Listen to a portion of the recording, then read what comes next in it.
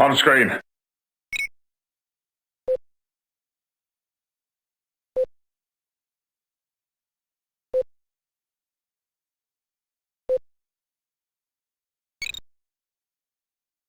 On screen.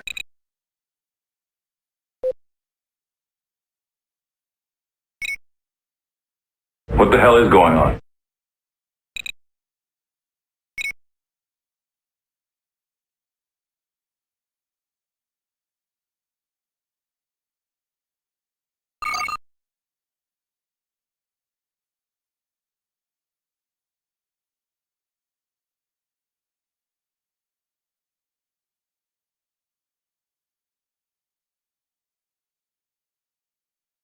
Engage.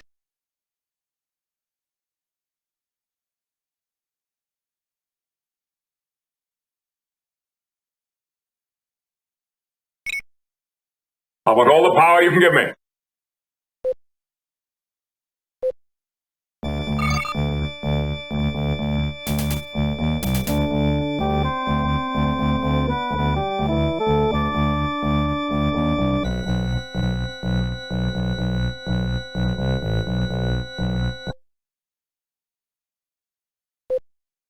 I'm not sure I have a specific recommendation.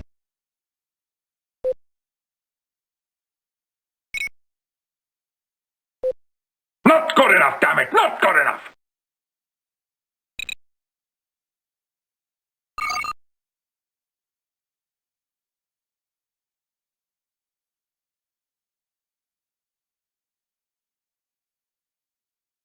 Any idea of what it is or where it came from?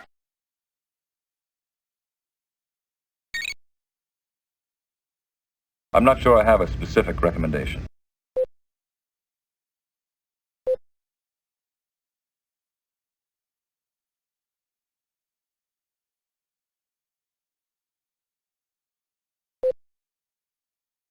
This is no longer amusing.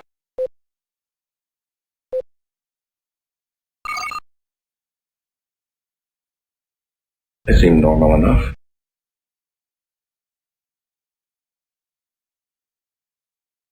I shouldn't be so confident.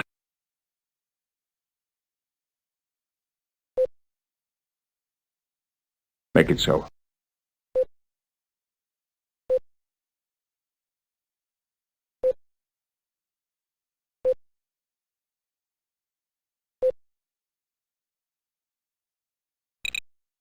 I would rather outthink them than outfight them.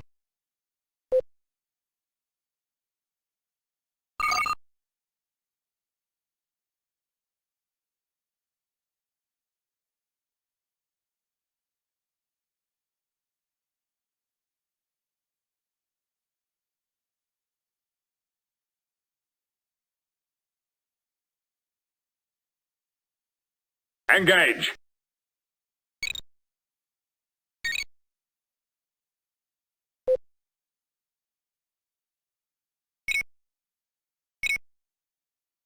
On screen.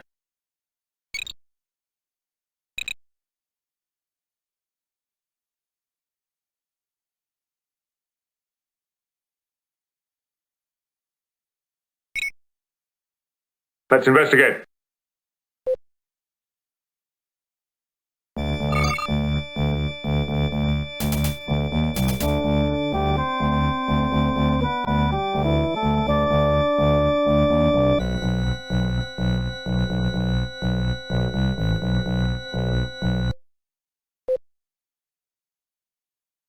Enlarge and identify.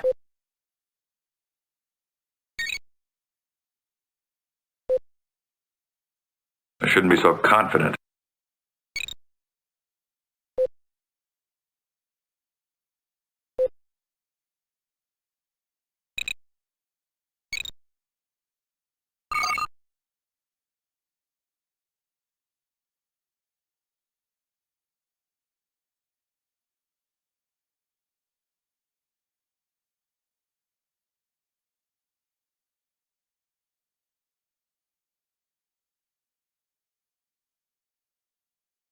Engage!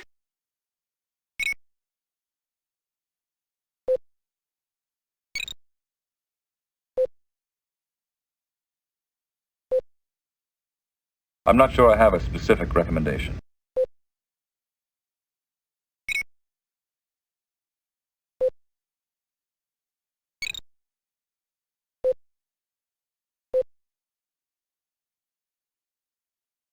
I want all the power you can give me.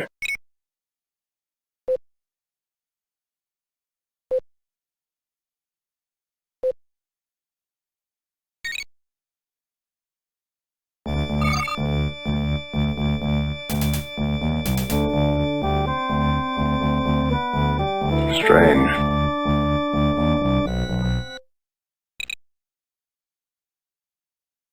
Slow to impulse speed.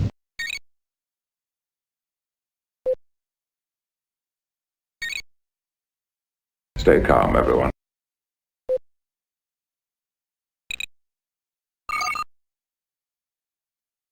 What the hell is going on?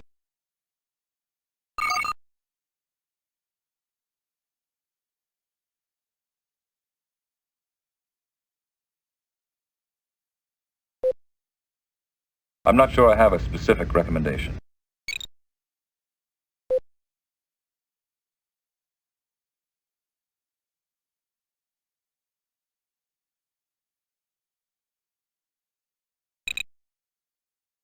Stay calm, everyone.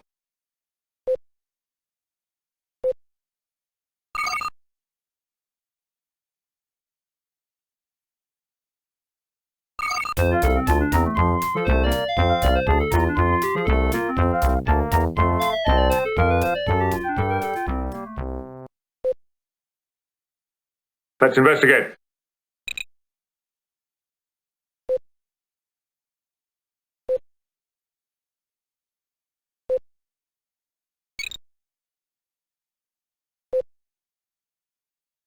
This is no longer amusing.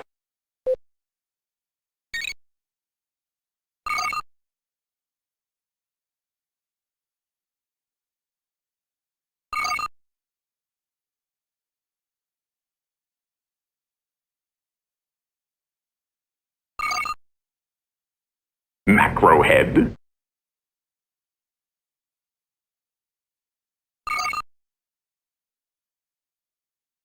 Stay calm, everyone.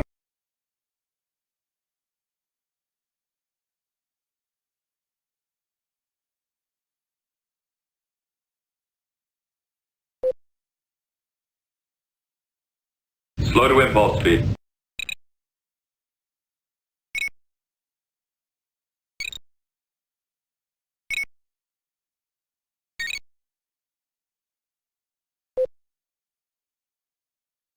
I would rather outthink them than outfight them.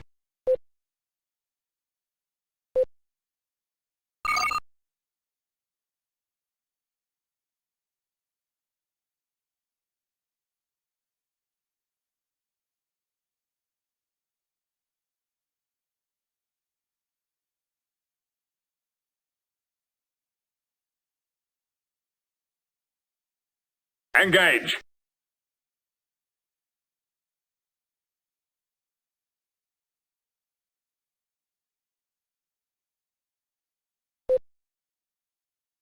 Slow to impulse speed.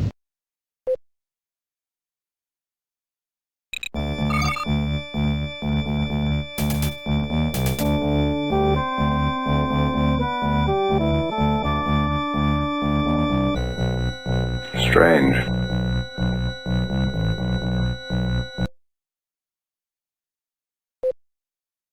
Slow to impulse speed.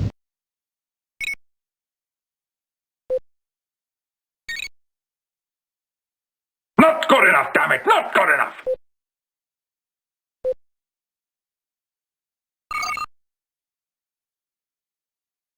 They seem normal enough.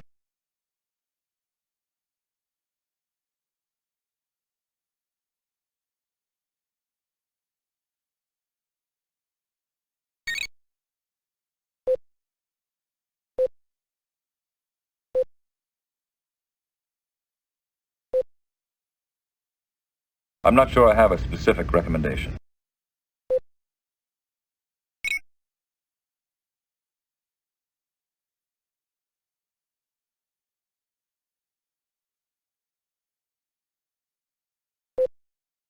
I'm Captain Picard.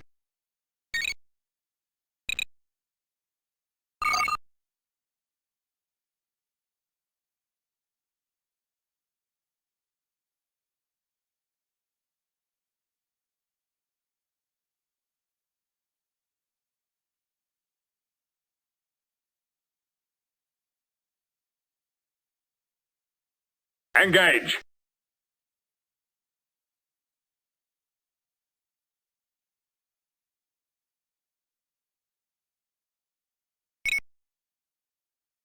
Move to intercept. Poop P.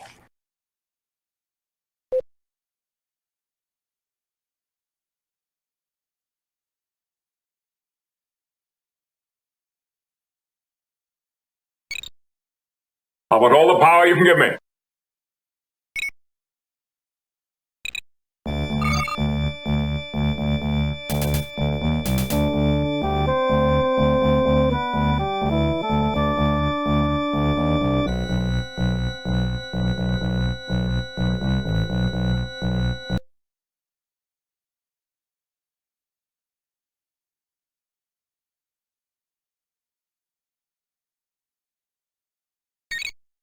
Make it so.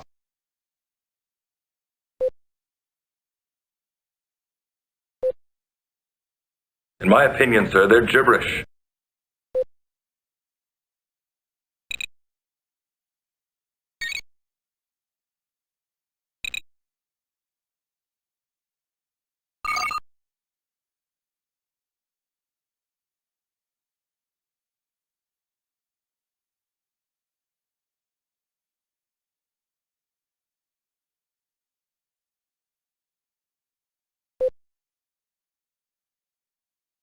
How about all the power you can give me?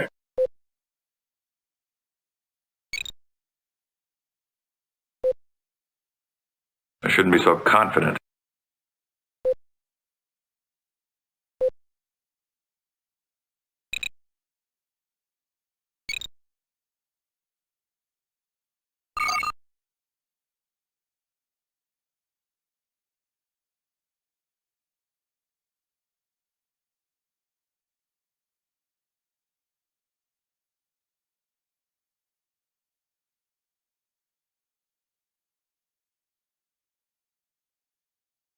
Engage.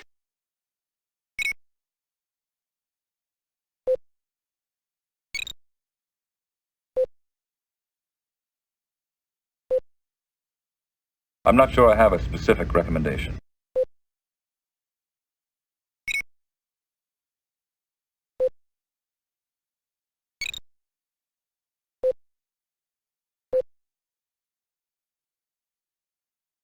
How about all the power you can give me?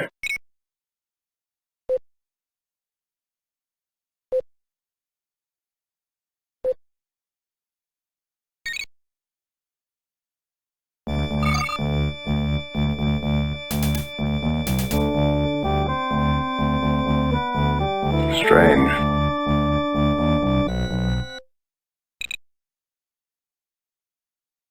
Slow to impulse speed.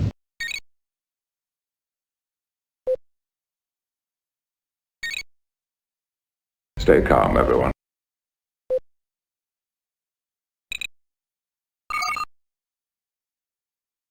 What the hell is going on?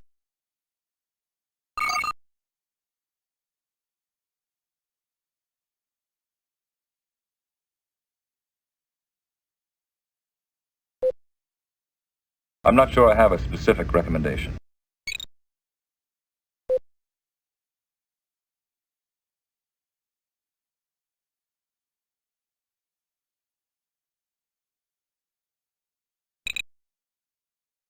Stay calm, everyone.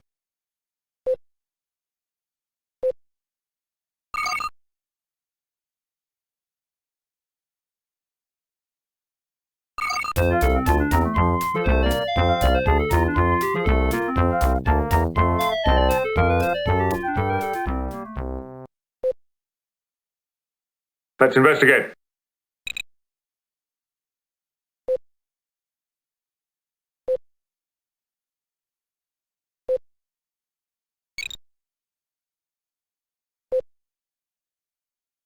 This is no longer amusing.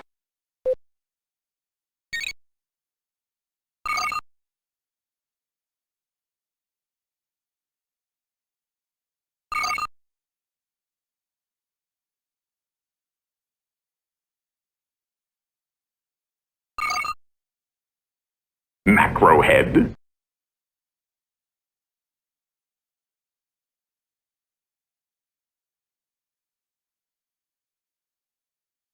Engage.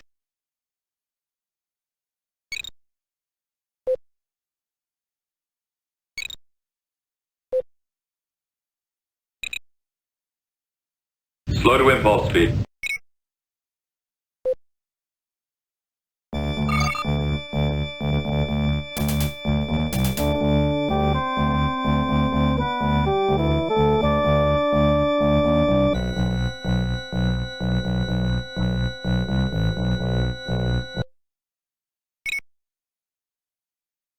I'm not sure I have a specific recommendation.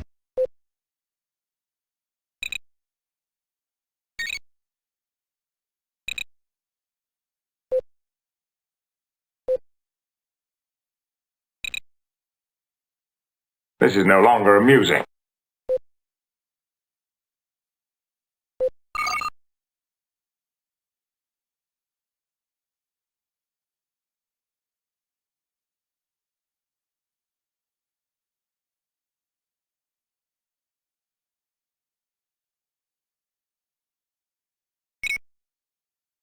I'm not sure I have a specific recommendation.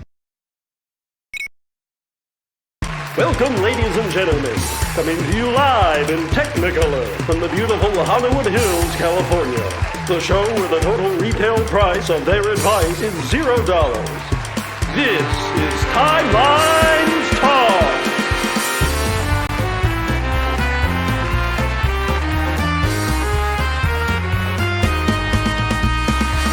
Featuring guest stars, dwarf action figure collector, Kapla, It Stars, and Garter. Also featuring Joey, have you ever been in a Turkish prison? Look out, it's Automaton 2000.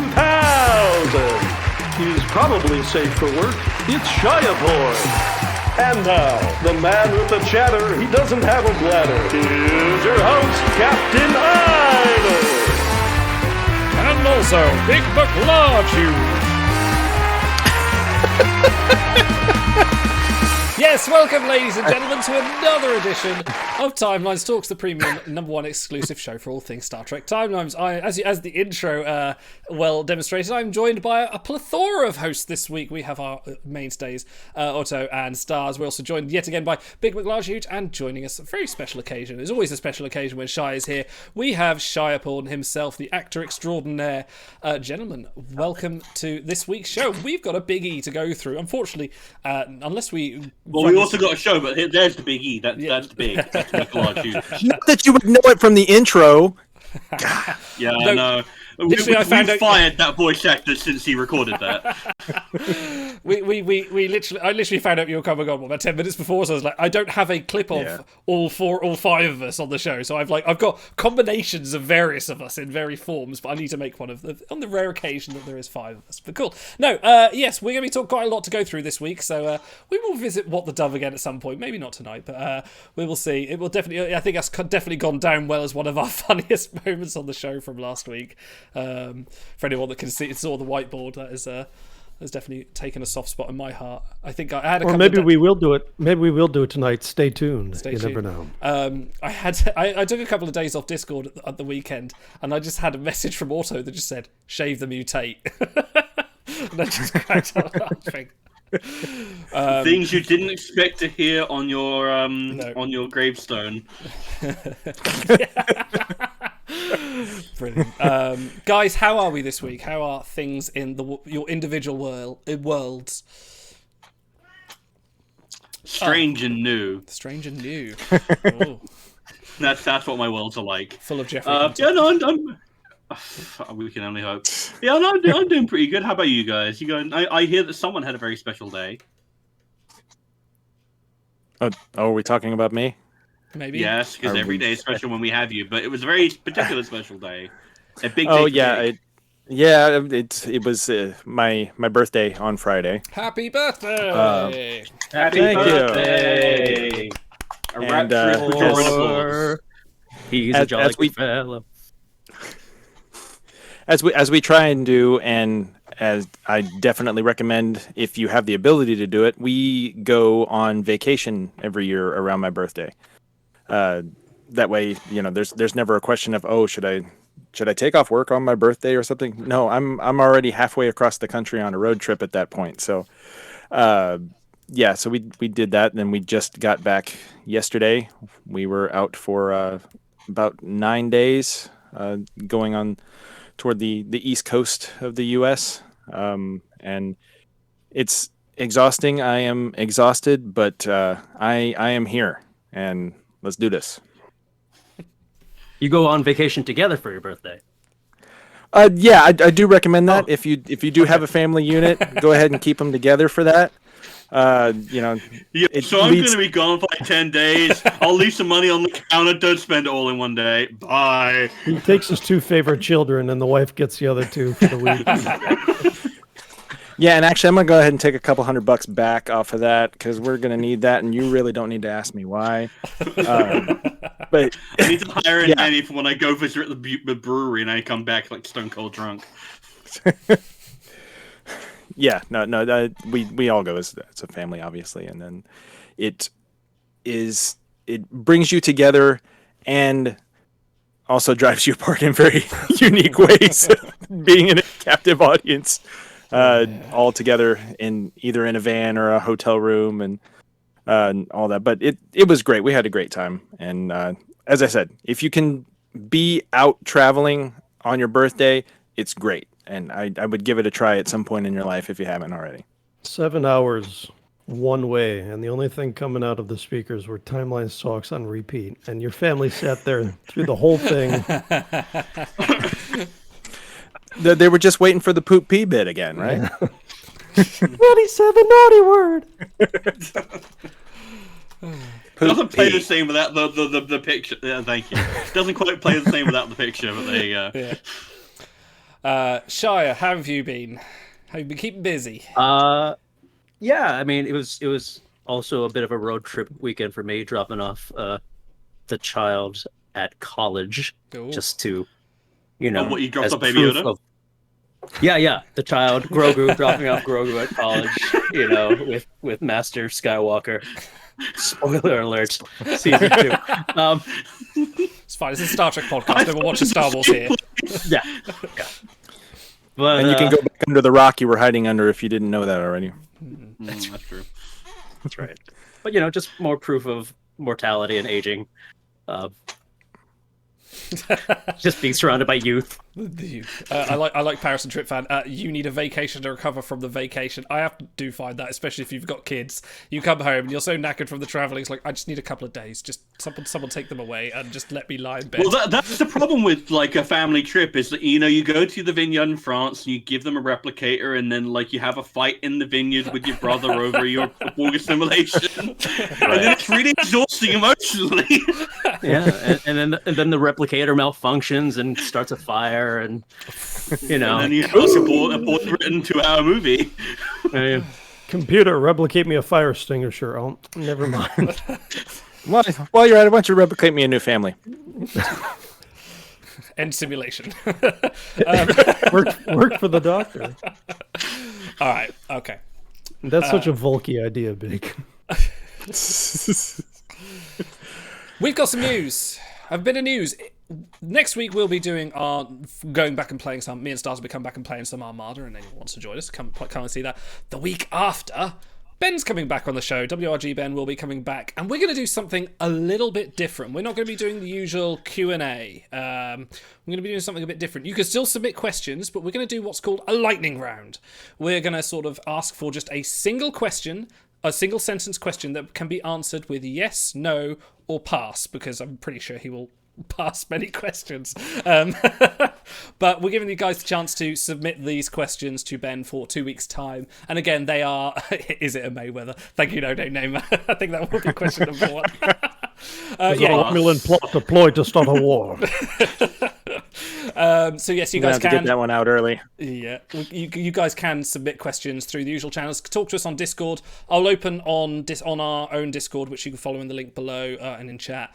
We'll open the WRG questions, so you can submit your one-line question there. You can also email us at timelinestalks@gmail.com. DM any one of us. Except probably be Shy, he doesn't care. Sorry, what? I wasn't listening. Takes the earbuds out. Sorry, guys. Yeah, so Discord on the forums as well. You can DM one of us there, or in the Timelines Talk thread, and on Discord. And yeah, send us those one-line questions that can be answered with yes, no, or pass. So we're going to sort of shoot these questions out along with probably a few jokey ones as well. And I believe as well, we have been reliably informed he will be showing something off as well. So look forward to that in 2 weeks' time. I don't think he said that. He said he may have some things to share. He didn't say showing something off. So. Okay, yeah, something to share. I mean, is this going to finally be the first episode that gets the NSFW tag? You know, this might be the one. Just that one. Yeah, just the one. Just the one. None of well, the because others before it's always been it's been audio, but you know, if you're sharing something with the whole group, then you know that might be a whole. Oh, okay. Yeah. Yes. Well, a good job on chest up. Anyway. Yeah. NCC 17. Get your adultfanfiction.net shit out of here. This is a refined audience, thank you. Yeah. He went with the term lightning Poopy. round. I went for Thunder from Down Under, but apparently Ben wouldn't go for that. So they'll be firing off in quick succession. That's all we can say. Something blanks. I don't know. Yeah. So, Otto, do you want to take us through the sighting stuff? Well, it's just a quick shout out. Loki and J Fredder 421. We will be recording side advice stuff this week. Hopefully get it out next week. So you can look forward to that, and that's it. There you go. Some more site stuff. Keep an eye on the Discord for that, but and also on the YouTube as well. Danjevin, thank you for following. Spoiler alert: if you don't have the following crew immortalized, then you're going to have a very boring video. Gary Seven, Dexa, Human Saru, Captain Braxton. So if you don't already have them cited, just go ahead and do it. Otherwise, we're going to be like. That should be an acceptance policy. Video. Like, you cannot submit site advice unless, and if you own these crew, you cannot submit site advice unless you've immortalized them, because you're just going to tell you that, aren't you? No. So, as I promised on the Discord, because we have our competition for anyone that enters a show title, and congratulations to Plain Sybil Garrick for this week's title, Ctrl+V Chekov, implying that Dancing Chekov and Tribble Chekov are in fact the very same crew. Everyone that enters... I don't even know if it clarifies as an implication. I think that's just a direct accusation. It's kind of facts. Yeah. I mean, if you look at it, it's fact. Definitely. But would you say that it's the fact of the matter? I would leave that to professionals. Thank you. You need a diploma to say that kind of stuff. Bold of you to assume that I'm a professional, but you know that's Stars fine. is like, I have one line on this lousy show. It's stupid. I'm going to say it. Okay. So, everyone that submitted a title gets a spin on the wheel, and the winner of the wheel spin will get a free sub for the month. Just a little addendum to that as well, as I found it when Genos won last week. If you were already subscribed, I actually can't gift you a sub until that one expires. So what I will do is I'll take your name, and let me know when it expires, and I will resub up. But I'm going to hit the wheel. We're going to spin it. That's a free $3.99 in our pockets. Yeah. Gotcha. No. I can buy a small Save it for the soda. Christmas party. Here we go. We're I spinning. could We're spinning. buy a small Dilithium bundle for that. Here we go. Here we go. It's cold. Cold. I believe you are already. No, you might be a subscriber. You might not. But I shall reimburse you after the show, and you can join our subscribers if you are already a subscriber. Link your Discord, and you can join our new subs and boosters channel over in the Discord as well. You have to sort of link them together before it works, because I'm lazy to do it myself, so it does it automatically. There you go. Okay. Now on to... I mean, how many subs do I have to buy until I get like the next one free? Like 6, 7 subs? I'll give you a stamp card, and every time you turn up my house, I'll give you a new stamp. Actually, no, don't do that. Don't do that. Don't turn up to my house. Honestly, you're like getting perilously close to certain people turning up at your door and being like, "Can Idol come out to play?"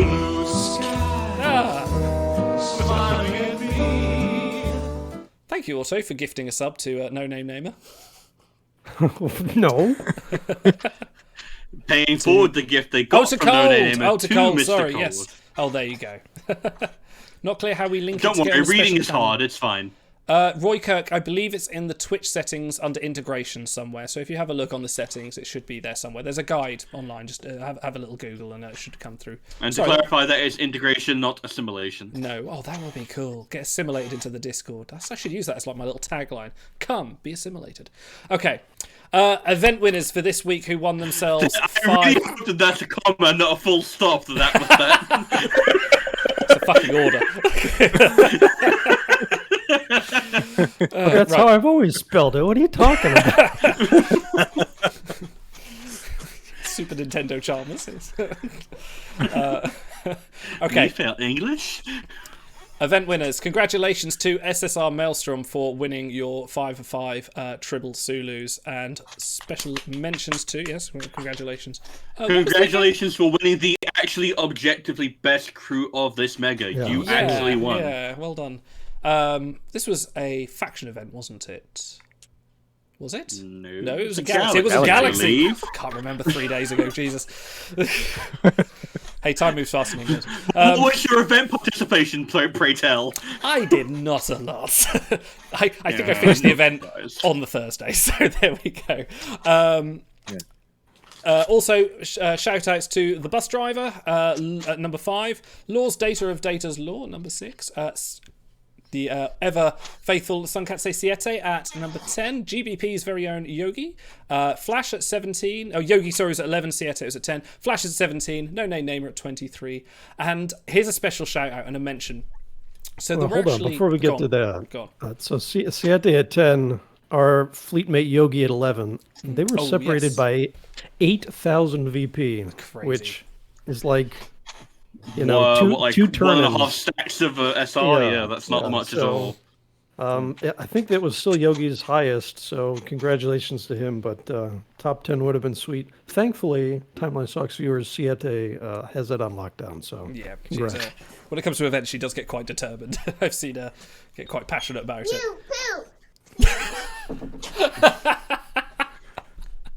So we begin. Yeah, there we go.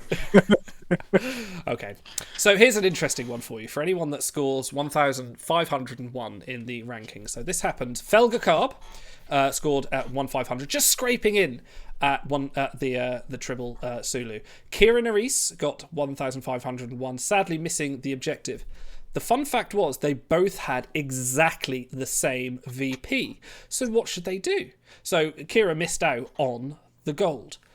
The good part of this story is that she messaged, I think I've got the right bit here, she messaged CS and said, look, we got the same score, like this is no one's fault, but like, can I have the gold? And they did. They awarded her Tribble Sulu, and it's Tribble McCoy. It was the Tribble McCoy event. Sorry, I'm just reading the text that I got sent here. Professionalism. Yeah, thank you. Sorry, yeah. They did actually give her, because it was in the notes for the event winners, but they did actually get back to her and give her the Tribble McCoy that she was owed for having the same rank score. So I think that was quite nice on CS to do that, even though she didn't rank, but she did get the same score as for qualifying for 1,500. So I think it's a nice little shout out there. So if you get screwed the same way, CS. If you lose by 200 points, that's on you.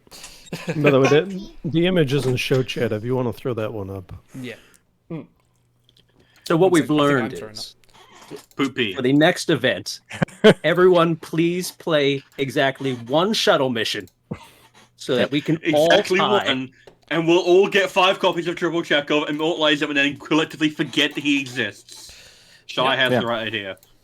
There we go. Oops, Christ, that's a large screenshot. And then it's just a Mexican standoff for who's going to go one shuttle above. But there you go. You can see on the screen now 1,500, 584, 705, 1,501, 1,584, 705. It's crazy. What is this, the data lockout code? What number is this? 4, 1, Bit of chocolate, 217 6551. there we go. Okay. By the way, my PIN number is buried somewhere within that string of digits. Okay. 15 million. Guys, do you know buying dilithium from the store? No. I'm not familiar with the concept. question. Explain it to me. What if I told you? Listen to this. No. So you know they do frequent sales. And they drop the price by an arbitrary amount that people still look at it and go, why? They have done that permanently. So now dilithium is permanently cheaper in the store. Okay. Yeah. Cool. Hold on, I gotta find out because Big said something about this earlier in the week. I gotta find out how he phrased it because it was. Oh, what did I say before that?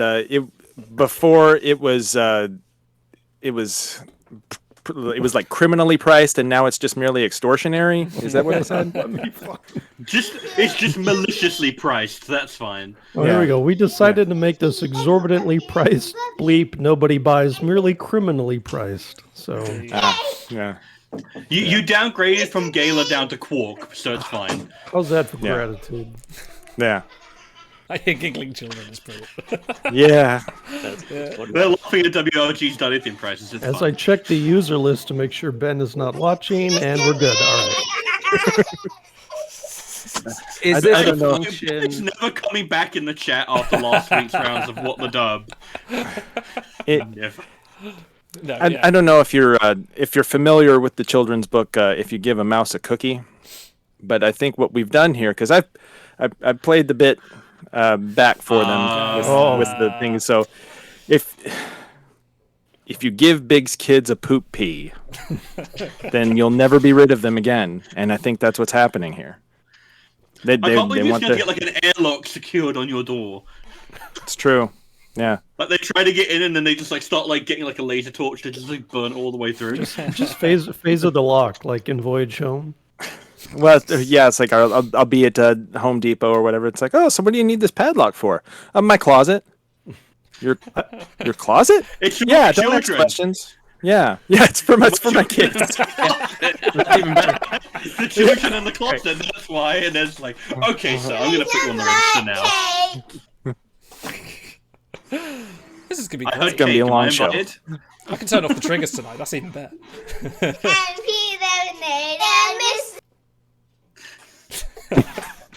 Okay. Yeah, see, this is the problem. You gave them validation, and now they will never Yeah. stop. That's it. So You've for given- your birthday, you took those children and you put yourself in a car with them. Yeah, Or that's that's a week of winding them up and just like leaving them in the I don't know what you would say. It's like a music box or a race car or something, and you just wind it all the way up and just give it anywhere to go, and then you get this. You give a mouse a cookie, but if Yeah. you teach a mouse to make cookies, Then they'll eat Then I the have cookies. cookies. You know what? This is genius, and I'm gonna take notes. By the way, as a child book enthusiast, don't ask. The Canadian version is if you give a moose a muffin. So if you come across that book on your shelves, that's equally great.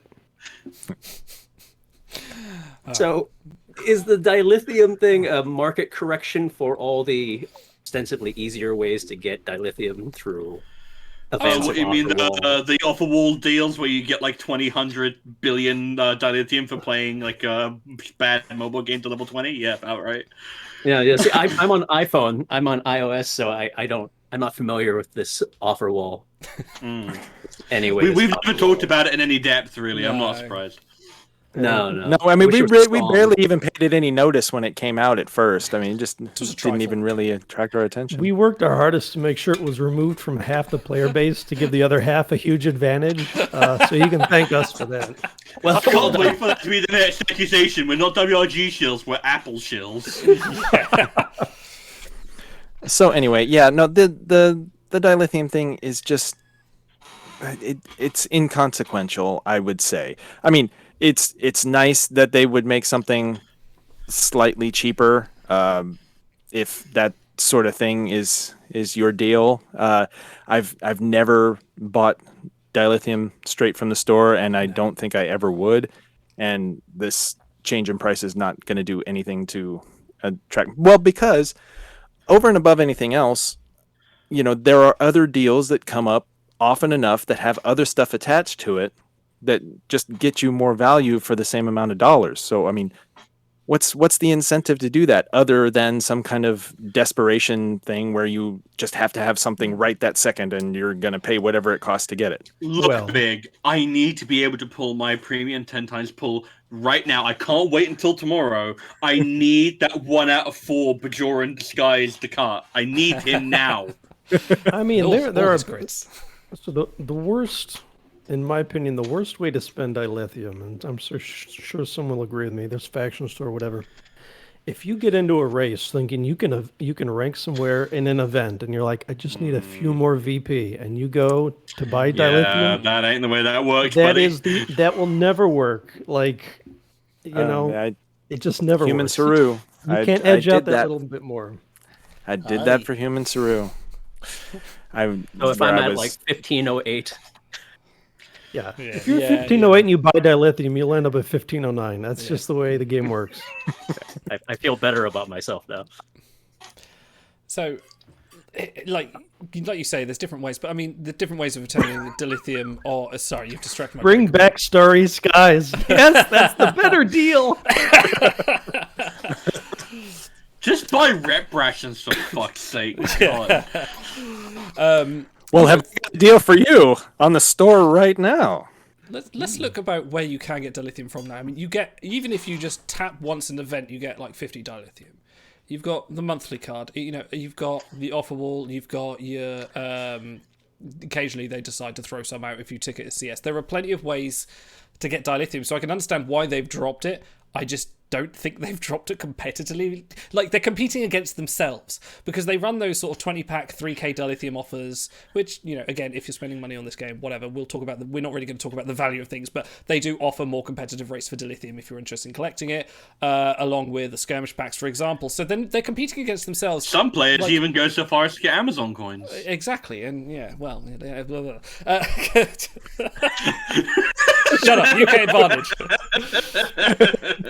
So, like, you've got the store side of people and the deal side of people. And I've got a feeling like they don't talk to each other, and they don't sort of realise that.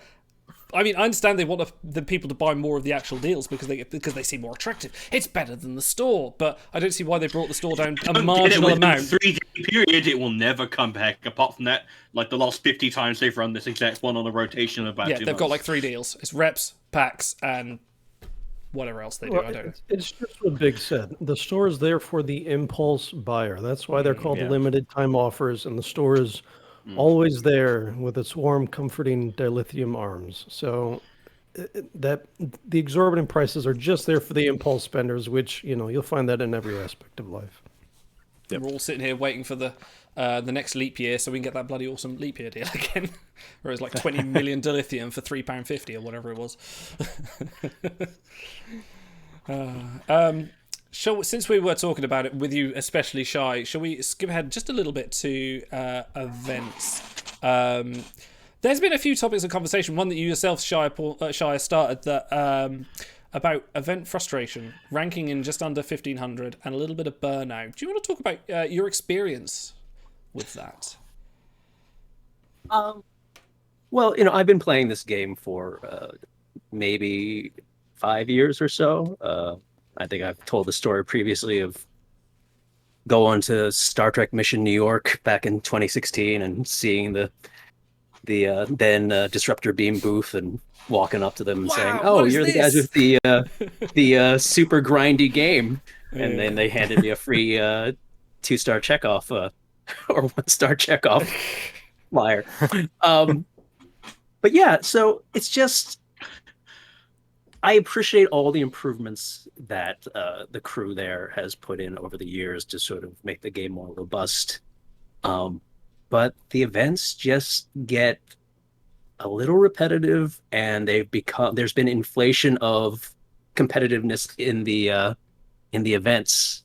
And so, like the faction event before this for Tribble Quark, I set my timers. I sent out shuttles that were on average 93% chance of success. I had just had a bad run of RN Jesus luck, and a lot of my shuttle launches came back with like half the shuttles failing, even at that percent success. And I ended up in 1508 place, despite exhausting 40 shuttle tokens and my entire supply of 3-star boosts, and even like one night waking up in the middle of the night to relaunch shuttles to get that full 3 shuttle rotation instead of the 2 shuttles from just the 9-hour boost. And and that just kind of it crushes down on you. I mean, events used to be only 3 days, right, or 3.5 days versus 4.5 days. Am I mistaken in that? Did they I always think sort they've of always run the there. same amount of time. Yeah. They've run the same amount of time. It maybe in the very, very, very beginning, they might have been a little different. Yeah, I don't. And then there was maybe it just seems like they've been running longer. yeah. And it was nice that they increased the rank rewards to 1,500, but it's a little bit like increasing the minimum wage to keep up with inflation, but it's to keep up with inflation rates in 1996, and we're now like 25 years later. So, yeah, I don't know that the rank reward increases are keeping up with the competitive inflation of the game. So, but I'm sure you stats folks have better information on that than I do.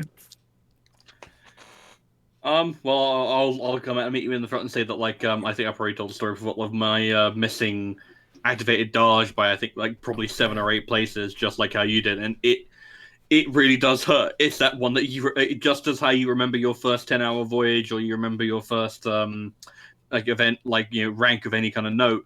You remember the first time you got really screwed out by, like, say, like a few thousand VP, and it's like, are you really telling me it was because of that one shuttle that failed like 3 days ago because of like a bad RNG spin? It's like that really does suck. And yeah, like there are all kinds of tips that you can throw out for like a more competitive advantage, like getting a really competitive squad together and, like, you know, maximizing 2 times boosts. And people all have their different philosophies about what's better, a 3-star time boost or a 2 times event reward thing, and it all comes down to in the end that someone has to lose, and it sucks being the guy who loses. And I don't know how to fix that outside of just expanding it more and more and more until you get to, like, I don't know, like 2,000 people winning the event reward. I don't think anyone would actually mind that, because I don't think people in 1,500 and below go, oh, I've got my 1 copy of the event crew, I'm so much better than the people who ranked 1,501 and higher. Well, do you remember Right. they did that? I mean, it's probably about 3 years ago, or a year ago, when there was the Vice Admiral Janeway flashback reward, and they actually expanded the 1,500 reward all the way down to 2,500, didn't they? I can't remember because it was an why. event. So, It was an event error. It was a skirmish event where the speed up went live for a certain percentage of the players early, so they did have a concrete competitive advantage in that event. So that's right. I remember now. Right. Yeah. As long as we're doing historical references, even before that, it was the first rerun of the Captain's Oath, and they buggered up all the bonuses. So I think the reward was one of the datas, HMS Pinafore for something. Yeah, HMS Pinafore, I was going to say, I remember him like, being... Oh, man. They gave like the 50, first 2,500 people an extra copy, and everyone below that they gave 18,000 honors. So it was sort of like a unique one-time payout thing. But right. Do you think they should my do, first like... near miss? Sorry, go on. Sorry, go on. No, please. Oh no, I was just saying my first near miss was historically on the first skirmish event we ever had. You know, I like a lot of people just sat in my apartment like pew pew, and I took my foot off the gas in the last 15 minutes of the event on Monday, and I missed my enemy line Cisco, but I think I got either 1504 or 1516 in that event. It was really painful.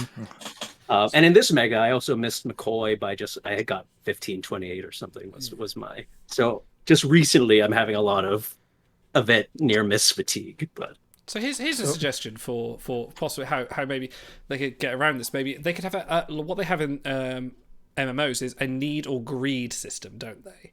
So you could start playing an event and you could say, I'm doing this because, like, skirmish events, a lot of us play skirmish events just for the recurring awards. Like this upcoming one with Little John Riker, I've got Little John Riker immortalized. I don't need him, but I'm going to go ham in the skirmish event because I get tons back. So if I say that me getting Little John Riker is greed, I don't need him, pay it forward. So I could say opt my thing out, and then it goes down to 1,501. And so a lot of people, I think, would find that, like, will compete, like the more competitive players, because they are out there. They're just like playing events to get their names in the top 10, top 50. Or you get like plenty of other benefits. You get all the ISM, you get your premium packs, you get your dilithium. Exactly. You get they could say 1,500. No, I don't want. I don't want Tribble Sulu. Pass it down. I've heard tell stories on the forums. I mean, you can never know how true these are of players that have played to either win or rank in the top 5 in events just because they were bored and airlocked all the golds after the event just because they felt like playing. Yeah. So, yeah. You know, pay it forward, I'd say. Yeah. So I feel like where's that's actually a really good suggestion, like a needle greed system. That works Yeah. quite well, actually. Yeah. I love it. The problem I have is where's the incentive for WRG to do that? Because I think probably a big section. Player retention in the long run, no? True. You could play 151, go, oh, I hope someone's hit greed, and then like 2 days later, go, hey, I got him, fantastic. I'll get to player retention in a second because I actually do have some numbers on that. But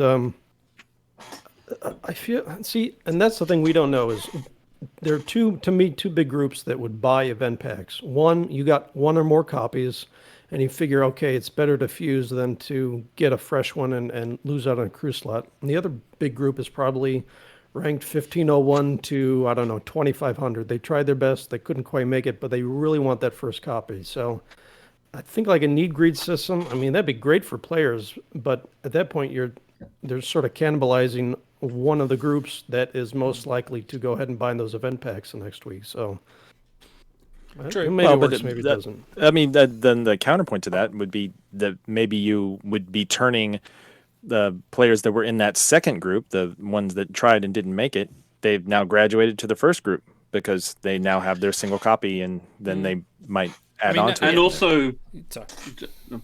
to follow on from your point of like, it cannibalizes their sales. I don't know. When I had that disappointment with Dodge, I couldn't really even bear to look at the event pack. I don't think I even bothered to. I was just like, I looked at the card. Oh, I fucking hate you. I hate your shitty little Romulan visor face because I was just so annoyed about it.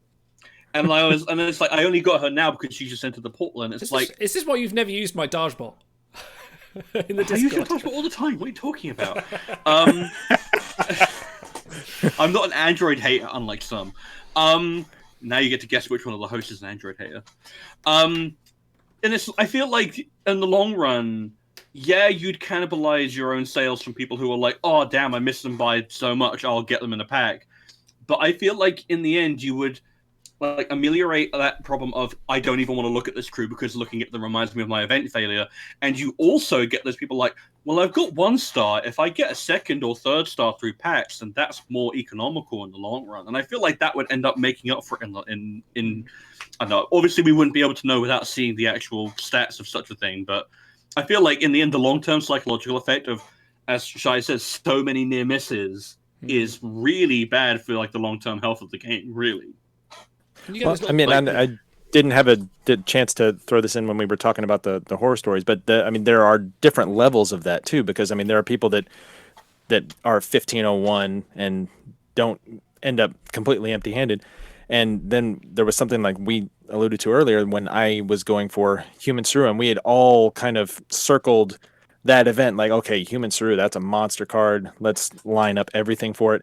And I threw absolutely everything I had. I mean, I had not had as much stuff as I had before for faction events, but I went after everything. And I think I was maybe ranked 75 or so with maybe 10 minutes left in the event, something like that.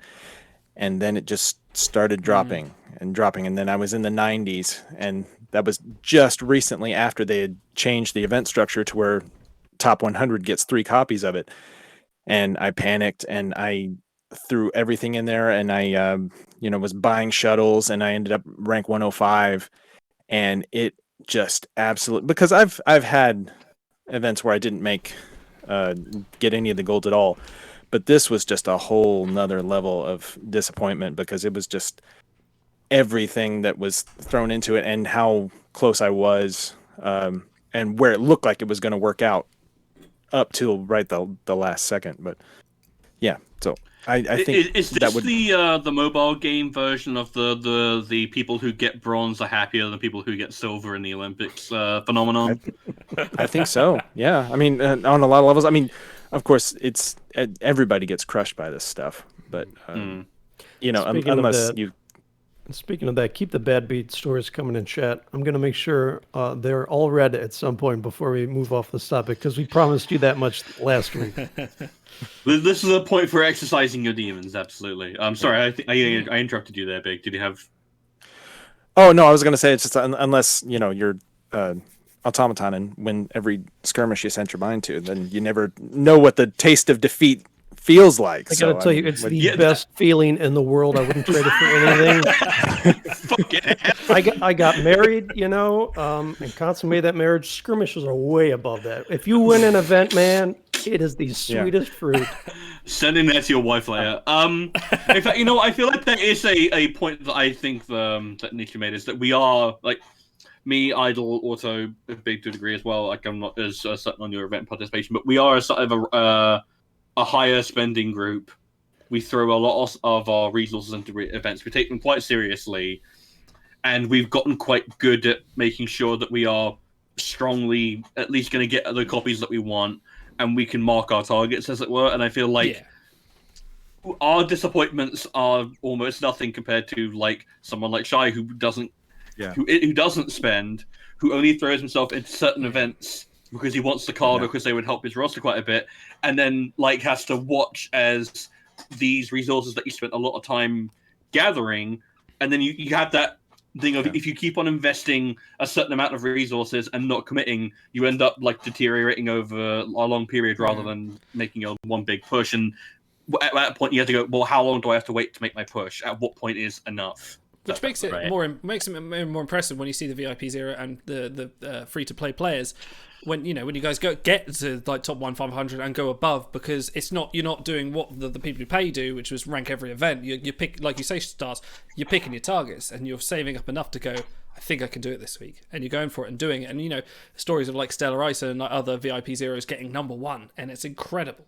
Like, people don't appreciate how much work that actually, stupid, but I appreciate how much work that actually takes to get those high ranks. Being VIP 0, it takes a lot of waiting and a lot of patience to kind of sit back and no premium campaign, no monthly dilithium to target those crew. You literally just get what you can through those Galaxy premium packs and do what you can. I think that's very impressive. Crew retrieval changes things somewhat nowadays, but I think we're still early on to see the effects of that yet.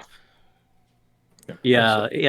As you said, I am free to play, and it's because like I personally am free to play on pretty much all video games because I have a very sort of addictive personality, and in the past I've spent like exorbitant amounts of time and money on video games, and now I just spend exorbitant amounts of time on video games, and it does. There. The one thing you can't get back is infinitely more valuable. That's right. I do question.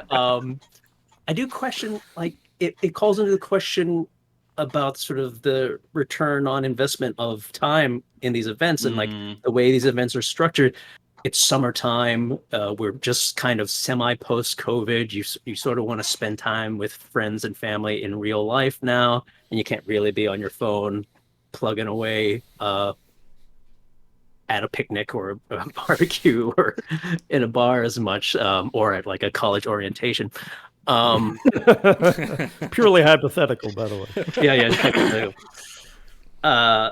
So yeah, that feeds into sort of my sense of fatigue, and it's little things like probably the four of you take for granted the like 10 times warp during supply missions when we're just VIP 0 people. We're just hitting like I have single warp over and over and over again. I have my nightmare account, and I just don't even think of eventing with it. Like Evans of Wales says, no warp 10 is my reason for not starting a free to play ult. And I look at those. I look at events with that character and go, no, I can't be bothered. I've got much time for an ult anyway, let alone eventing with an ult, and especially not without warp 10. Like I will level up my crew, but there's no way that's. I can't even imagine trying to Galaxy without a warp 10 option. Like, no. In fact, you know what? I'm going to come out and say it. Like to further on our point of all of the rest of us are like pampered babies. It's like Shy is basically playing this like Dark Souls with like the waste of skin option and the character creator.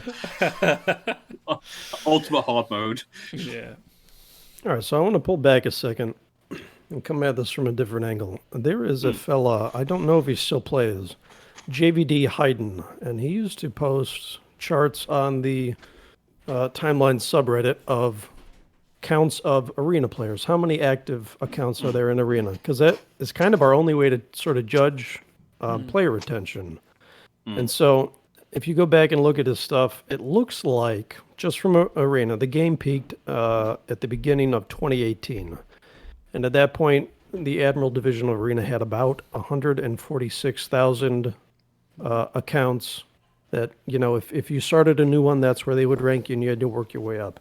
And I think now we're somewhere in the 40,000s.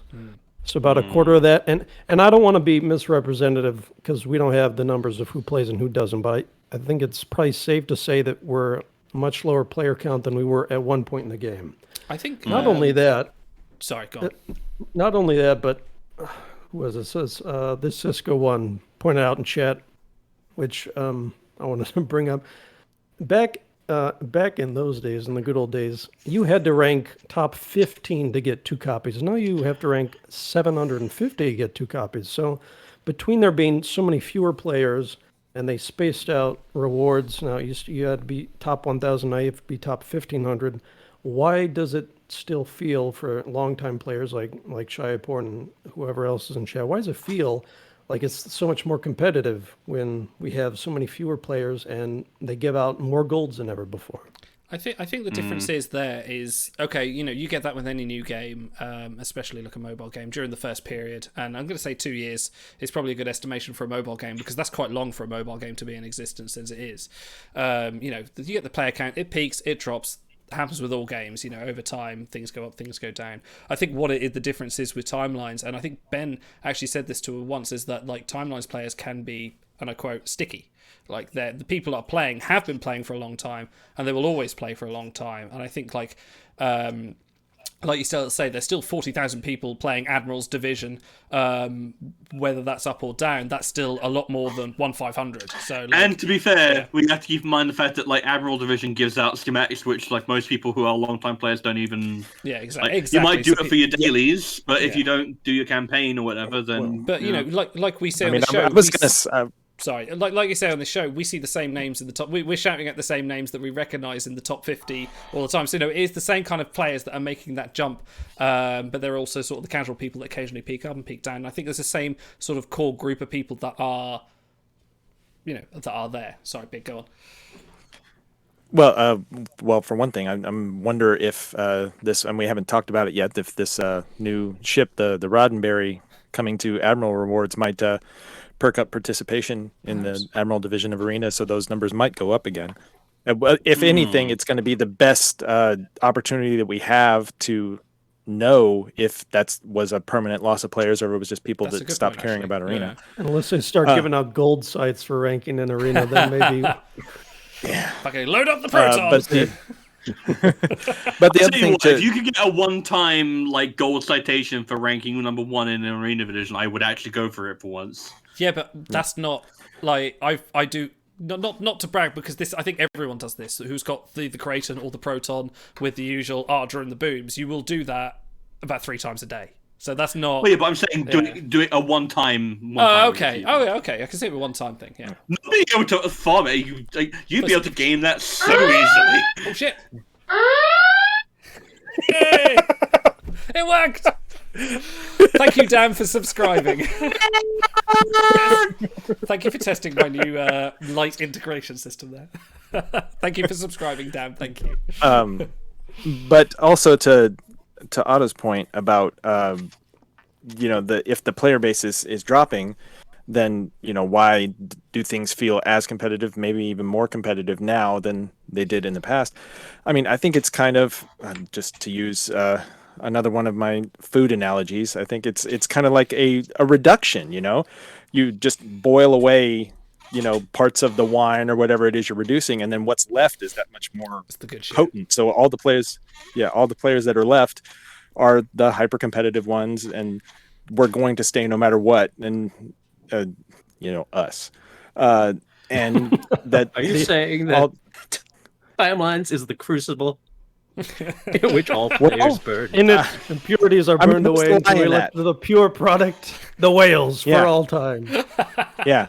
And then the whales will just eat each other. Exist to seek out new golds. Well, there they sit, waiting. There's your chance to make a ruling. Make it a good one. Make it a good one, yeah. Walt Koenig and No Name Namer, who is in Infinite Wisdom, like Bo pointed out, it's pretty much the same thing, which is casual players will have dropped off. Most left will play incredibly tactically and strategically because they know how to. And part of the answer is that players are getting better over time, like in any other game. You don't think of this as like probably a game that you can really get good at, but it is a degree of like you learn your tricks, like you're kickstarting, and you learn about factions, your factions. Excuse me.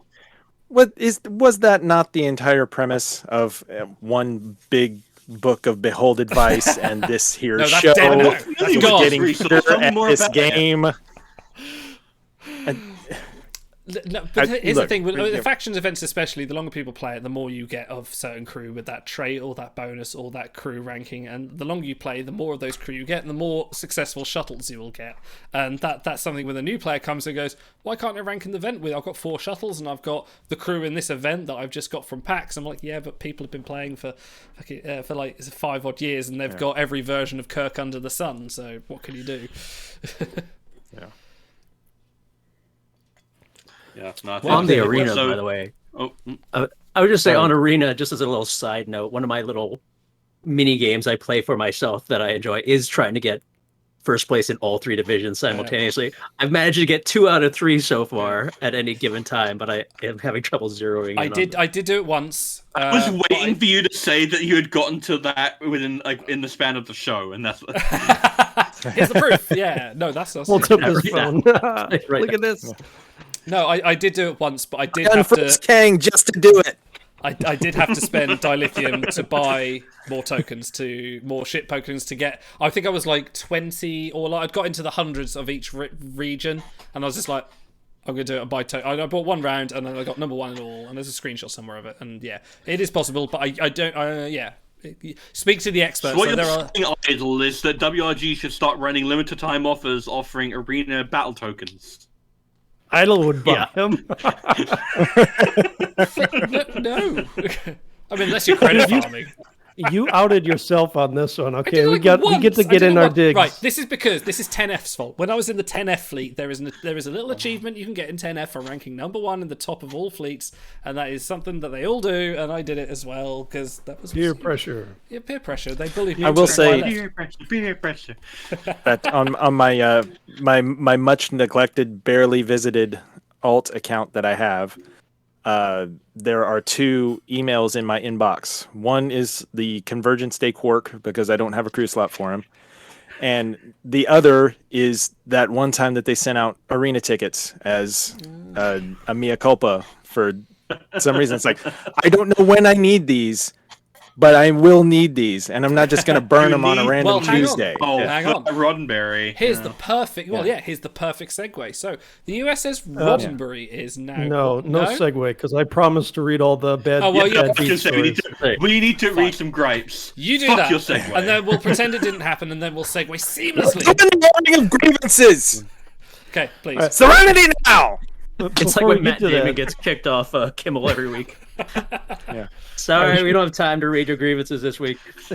Shai, you've suffered the most. In fact, I think you made a forum thread about it. So, do you have any parting words, any parting complaints? Now's the time. It's a Festivus airing of grievances. No, just, again, everyone next week, play 1 shuttle, and then stop. Yeah, everyone at 1-500. Power to the people. Power to the people. If we band together, we will succeed. They can't ban us all. And the one person will be like, but if I send 2 shuttles, I'll be number 1. And then the third person will be like, if I send 3 shuttles. No. In the land of 1 shuttle, the man with 2 shuttles is king. Dogs and cats living together, mass hysteria. Okay. I got to get through these comments, so I'm cutting you clowns off. This Cisco 1, former number 1 faction event winner, said, skirmishes burnt me out. Stopped playing for a year in 2019. The expedition over 5 days during Christmas was terrible. Ended on a Wednesday, and a new event started the very next day. Fuck that. VIP 0 King Louis, down in the trenches with the real skillful player, says, events aren't skill anymore. They're a measure of who can ignore real life the most for 4 days. Oh, I can ignore it pretty hard. Volcanic. I was ranked 1600 and something in the Falterpan Spock event. Oh, that was a hot event. That was brutal. Yeah, that one was really. That was probably the most competitive skirmish I've ever seen. I can think of. This Cisco 1. Olay purchaser 8472. I missed by 4 places. No, Watching excuse me. I think we need his official title, the Cream King. The Cream. Oh God. But Cream King missed 8472. Of Cisco's. What else we have? Many Star Trek Timelines players are a little short to reach the threshold, if you know what I mean. What? I don't. Please elaborate. There's some kind of euphemism They're in there. talking about the size of you on the cells. Don't worry about it. All right. I've never had any complaints about my nacelles. Well, 4 of them. All right, Evans of Wales. My last 1500 fail was before I prepared for a late Galaxy turn-ins. Only Elnor, though, so never mind. Okay. Did yourself a favor. Pretty good. All right, Luke says, during the last 15 minutes of the Human Saru event, I was in the 700s and very excited because it would be my first top 750 faction rank. I got pushed out in the last 5 minutes, ended up 781. I mean, Human Saru was Now, brutal. am I correct in thinking that was before he got his 4th shuttle as well? Correct, which is quite an achievement, to be fair, to get that high with 3 shuttles. Yeah. Oh, that's crazy. Yeah. Evans of Wales. Human Saru broke a lot of hearts. And No Warp 10 is my Including reason mine. for not starting a free-to-play alt. Yeah. Warp 1, VIP 0, King Louis. Warp 1 isn't as bad these days since they sped up the run buttons. Back when there were several seconds per mission run, that was hard. Yeah, if you ever play with high latency and try to warp stuff at the beginning of like a skirmish event, it's rough. Oh, so it's basically that scene from the motion picture. Time to run time. 20 seconds. Photon torpedo! Away! And then you get your little TNG fan hair. Like, success! You have completed the mission. I think that's most of the heart-wrenching complaints from folks. So now we can segue if you want. Okay. Seamless segue, talking about arena participation and winning winning ships in arena. There is a new ship for you available in the portal. Please go and grab it. It is the U.S.S. Roddenberry to celebrate 100. If Gene Roddenberry, rest in peace, was still alive, he would have been 100 years old, the creator of the reason we're all here. You can grab that. And also, if you do, I think it's something like 150 ship battles in the next week, you will get more schematics to get it. I believe up to 4 of 10. So not the complete way, and they are doing something which I think we suggested to Ben, and Ben said that they might well do, is they're adding it in December. In December, that will be the ship you can compete in arena to get as well.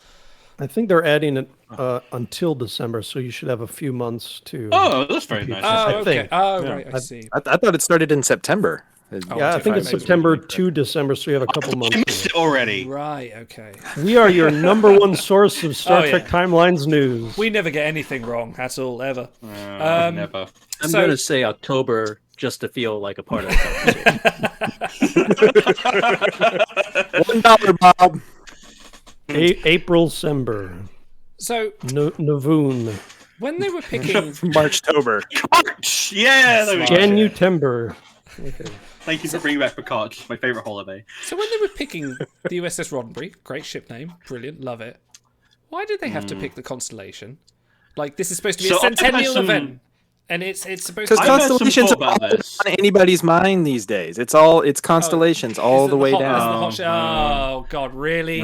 Very good, very good. So hope that's I have thoughts on this. Okay, so the U.S.S. Constellation class is best known for being like what ship? What is the best known Constellation class ship?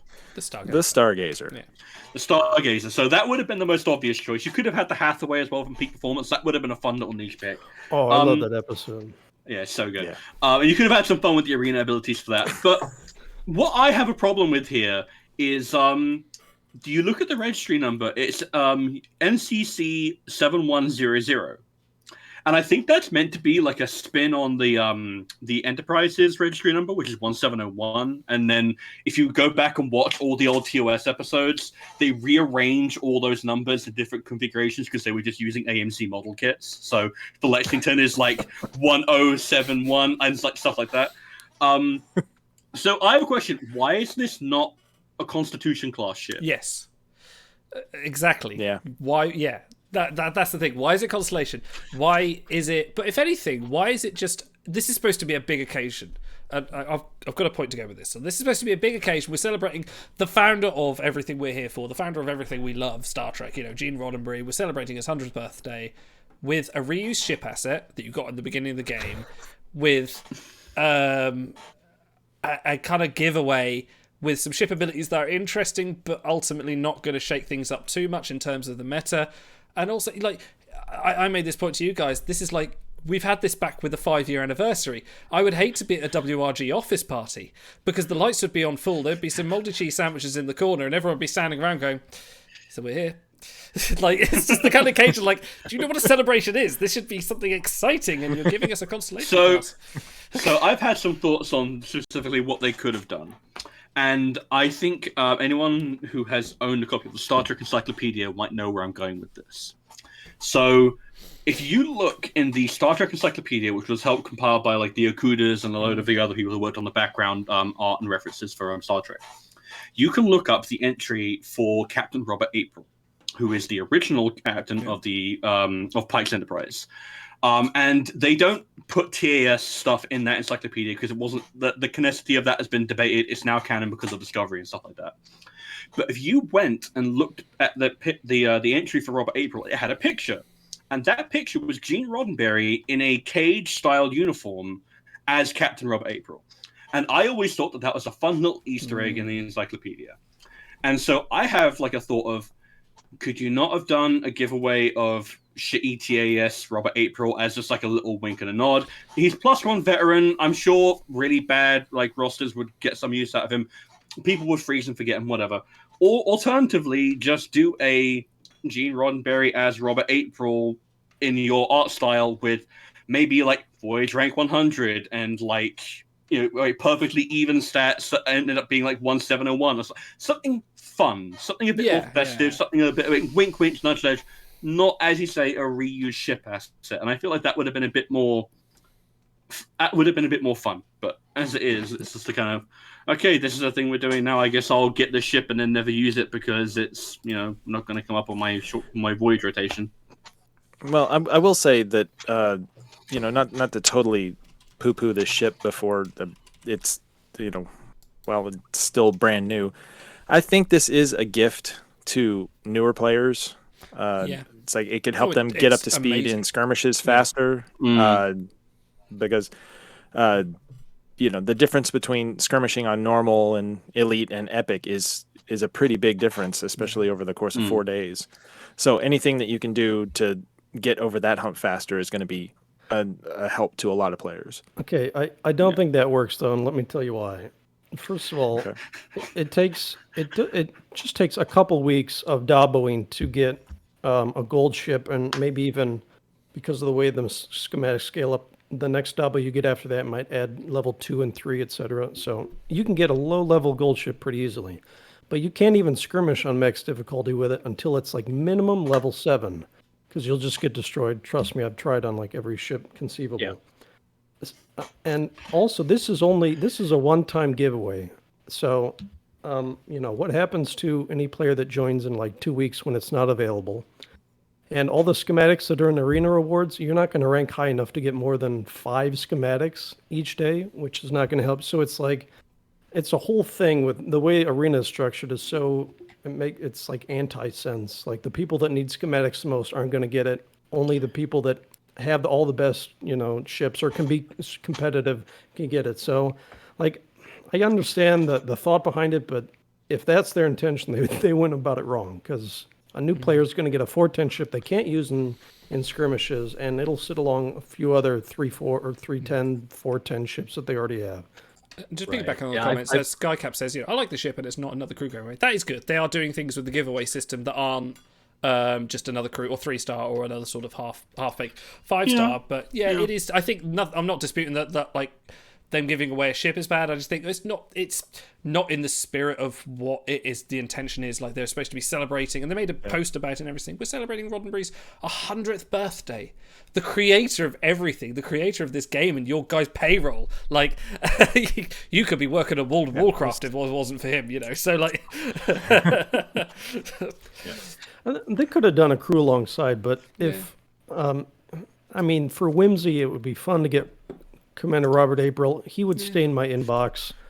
I wouldn't want to waste a crew slot on that. And then, of course, they added a timer to the inbox too. So it's like, at least a ship doesn't take up a crew slot. So I think, well, that's the thing. In my mind, you would have done a 5 out of 5. Like you would be like 1 in the inbox and then 4 from temporary achievements. And then I feel like that would have been a nice way to do it. And everyone gets a like Voyage Rank 100, Robert April, who is stylized after Gene Roddenberry. Someone asked maybe they would have had to pay for Gene's image. I find that maybe because he wasn't ever on Star Trek, but I feel like that's an odd. There are people who are managing Roddenberry's estate. This isn't like OG Mudd or like Cyrano Jones.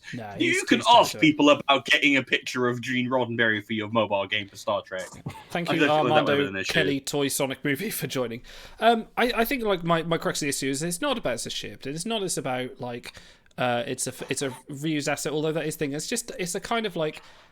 The idea of it being a celebration is being quite flat. Like, I'm not saying that WRG have to go and here's like tons of 5/5 golds and here's loads of ships and here's shitloads of dilithium. Like, I'm not saying you have to give us away, but just make it feel a bit more special than what it kind of it is. Because in a week we would even an Avatar, I feel like would have been a bit more appropriate, like an Avatar of just Gene Roddenberry or just like that. I don't know, just make it feel a bit more special. Because, like you say, with all these giveaways, with all these other celebrations we've had over time, you forget about them next week and you're on to the next event. I'd like something that sort of stays with me a little bit. I don't know. People that like, and I think Prime Lorca, you might be watching because we're going to talk about Tribble Quark later. People who like the arena, they really like the arena. There's a huge fan for it. That's where they spend a lot of their time. We Theorycraft voyages and events and base and stuff. There's a big section of people. Well, I don't know how big, but there's a section of people. The Theorycraft arena. They like to try all the different combinations. I was reading a thread talking about it today. So. You know, you can't please everyone. They do a lot of crew giveaways. I'm fine with a ship giveaway, even though it doesn't, float my boat.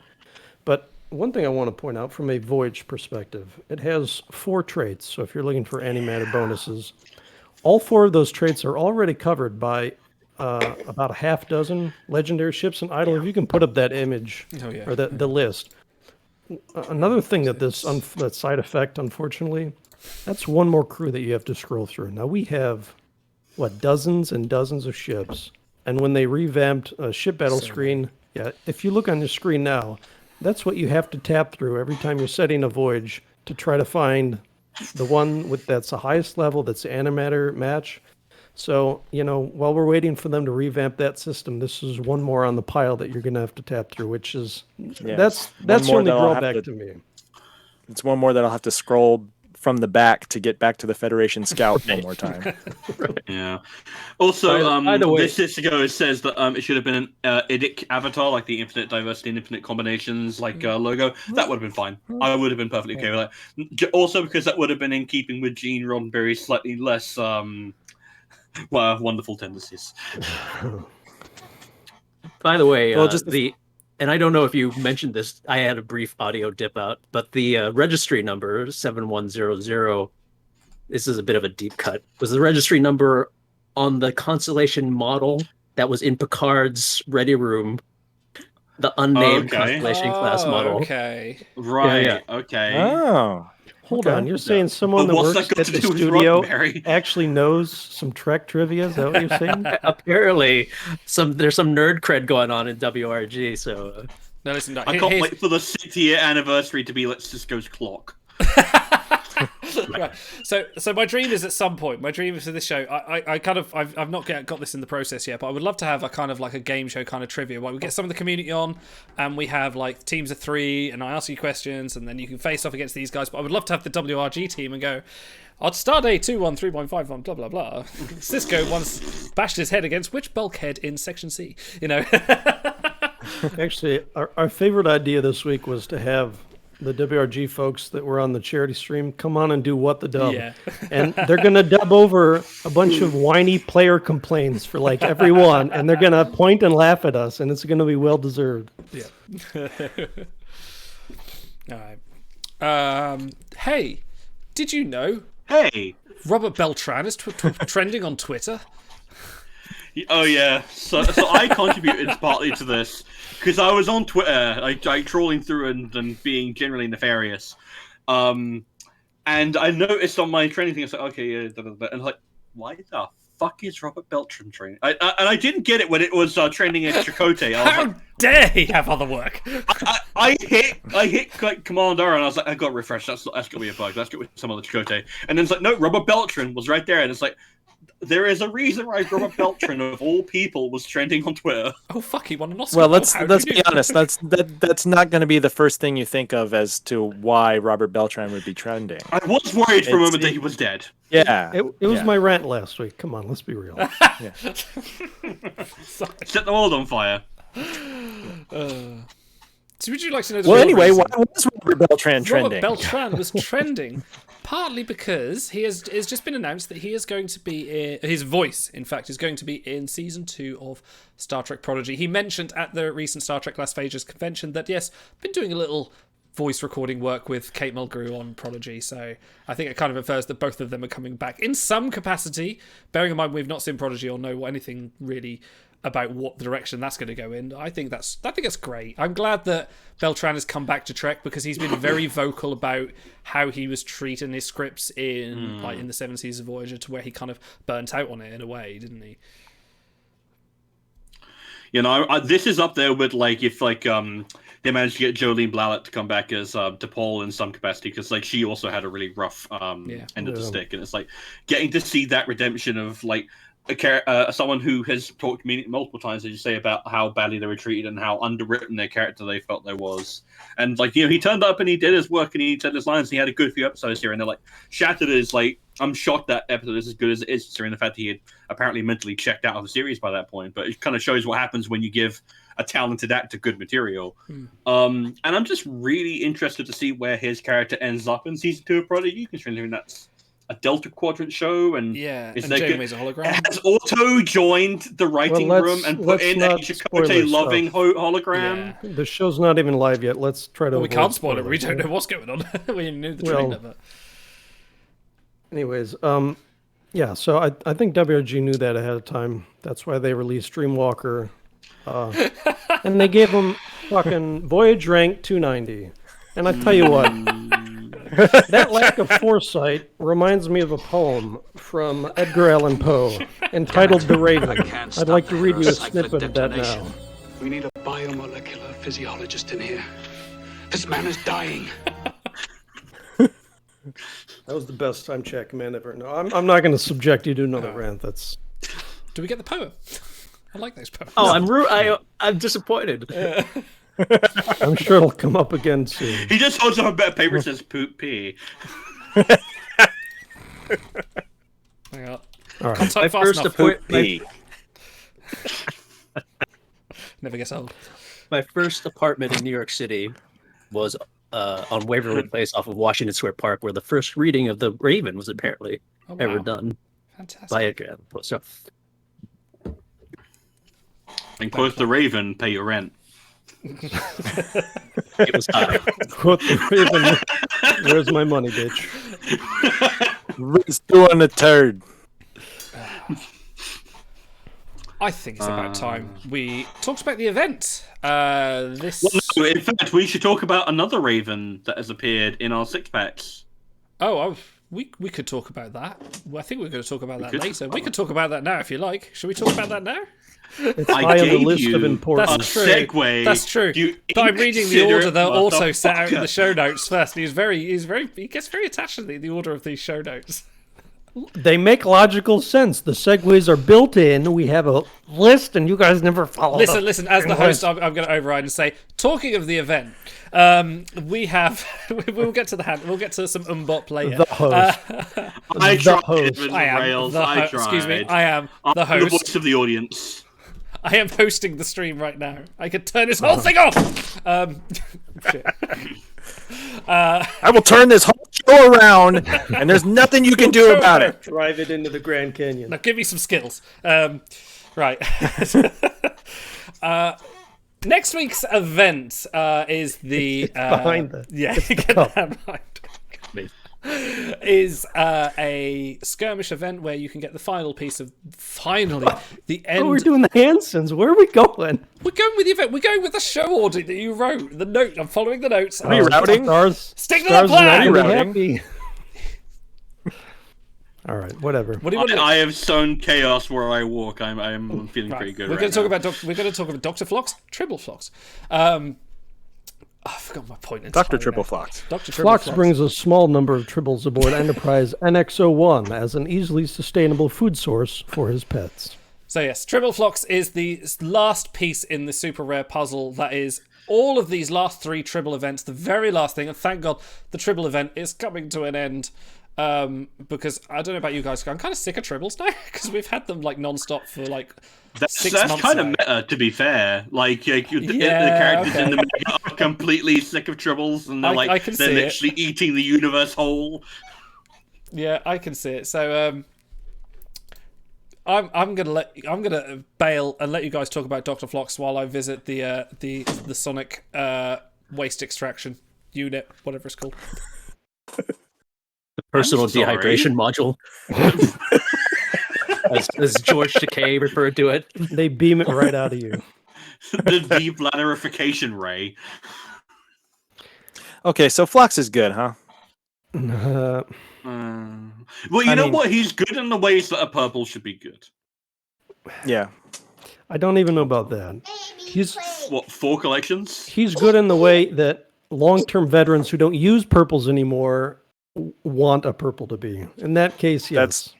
This is accurate, yes. I don't know. I feel like he's decent enough in 118 is not the best Voyage rank, but even then, I feel like on a newer roster, you would have you would have use for a Psi Med stack like that as a newer player. Well, so here's the thing: we have Alton Soong right now in the campaign, who is still the #1 Psi, great Psi Voyager. We just had Tribble Spock, still #1 Voyager overall, great Psi Voyager.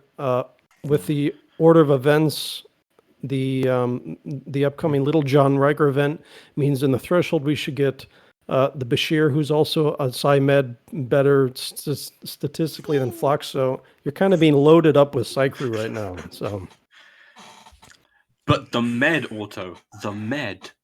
Well, you don't understand. If I can get a little bit of Med as a treat. Mr. Potter, if I could get just a little bit of Med. All right, I can see the point. That's it. Oh. See, they're having way more fun than we are. Oh, kids are taking over again. They wanted that daddy. Yeah. Now. Well, more than anything else, I mean, I think the collections are the draw for Phlox, and it's these 4 collections, yeah, and good ones too. I mean, I don't think any of them are cheap ones to finish. Oh, good grief! I think I'm gonna have to take a minute to. What are you plucking that car with, Big? That's what I want to know. A child, which is weird. Okay. Right, girls, you have not the usual pick that people use, but that's fine. All right, so Stars, you're a resident and expert, and Shyporn, if you watched Enterprise recently, tell me, why does Tribble Phlox have the inspiring trade? He shouldn't. The only reason I can think of has actually nothing to do with the scene that this is coming from, because, as I referred to it in the last few things, this is the Denobulan racism episode. Because the setup for this is that Hoshi is coming into sickbay with a message for Dr. Phlox, I believe, because they're going to go and do an aid mission with a place that has some scientists who are of a race who have a racial hatred with the Denobulans, and she sees him feeding, I believe it's his Pyrithian bat or something else that's equally carnivorous. And she's like, "Oh, it's really cute," and he's like, "Yes," and then he just gets ripped to shreds, and she's obviously shocked. The only reason I can see why he would have inspiring is because of the whole Star Trek "I'm going to overcome racial hatred" angle that they go with in the episode, but that has nothing to do with this particular scene. So they're giving it to him So for I'm not- the episode message rather than just the specific. Yes, but it's the fact that it doesn't even the flavor text doesn't even refer to because this scene kind of has nothing to do with anything really. It's just like a lead-in. Like it's the equivalent of like walking into a random Captain Proton scene. This doesn't connect to the wider plot in much of a way. So should Tribble Sato have inspiring too? I don't remember the episode, but I mean, if it's for an episode overall thing. I mean, she didn't overcome racial hatred. Only Phlox can do that. Okay. Only Dr. Phlox, the white man playing an alien, can overcome racial hatred. Yeah, not Sato. Okay. But to be fair, the traits here don't make a lot of sense because he's also Starfleet and Federation, both of which are incredibly incorrect. So they did say, go ahead, Idle, you're going to say. Oh, no, it's fine. I don't want to step on toes, but yeah, this was recently pointed out in the Say forums. the line, Idle. Now let's have the host tell us the breaking news. Oh, I see. Oh, we're doing that I now. defer to the host. The host. Yes. Damn straight you should.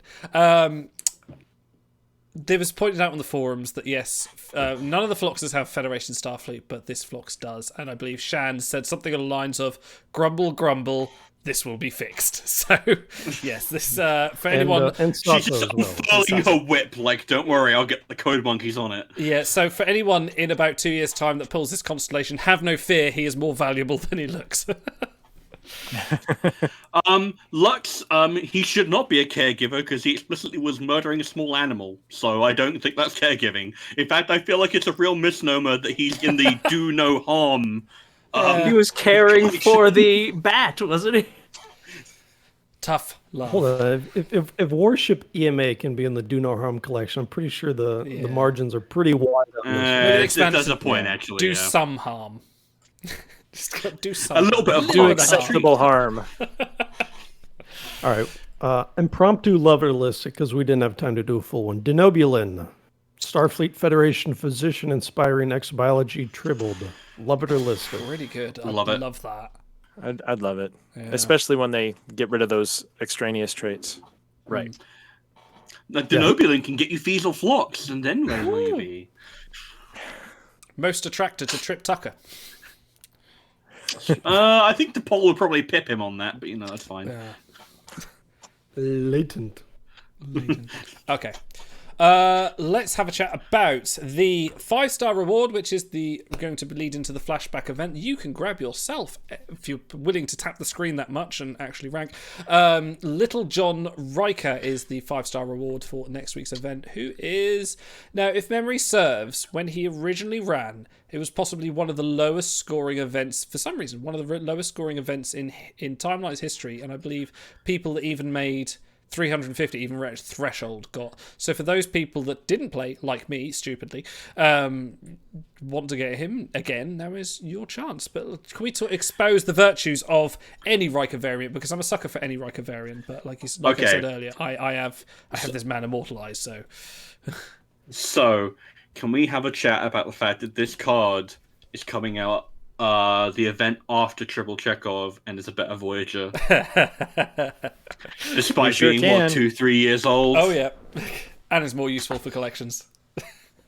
Look, I got that Ctrl+V Chekov in there somewhere. Like I don't see the like. This is I'm really happy about this because I have him 3 out of 5, and I'll happily chase another 2 Scoppies in a skirmish, especially because I imagine participation might be kind of low because people are probably going to be saving up their chronotons again because reruns are usually low participation, but like he's a decent enough card. Like you'll probably freeze and forget him unless you're like starving for command dipset somehow. He's fun. This is like definition fun card. It's a great episode, a great scene. It's a Riker. It has collection. He has some use for people in that early stage that don't have, like you say, that have command dipsec but have them at the lower ends because maybe they've been gunning for med and psi and eng lately. But I love this card just because I'm a huge Riker fan, but then that's just me. I'm sure someone will come and go, well, he's shit because of this reason. Command dips suck. Yeah, exactly. Yeah. All right, a couple things. First of all, this should lead us into the event for charity, which is a full galaxy And the featured crew are Riker, Dress Uniform Bashir, and Klingon Quark. So if you need a little head time to level these crew in the skirmish coming Good up. luck leveling Klingon Quark. Yeah, I was gonna say that's a He is torturous hard. equip. The other big thing of note here is, as Name already pointed out in chat, you cannot 100% retrieve Little John Riker. He has a bunch of 50-50s with High Roller Cisco, which if you don't have him, maybe you take that chance because they're both High Roller Cisco's a good card too. But if you just want to get that first start because you can't retrieve them, this would be your chance.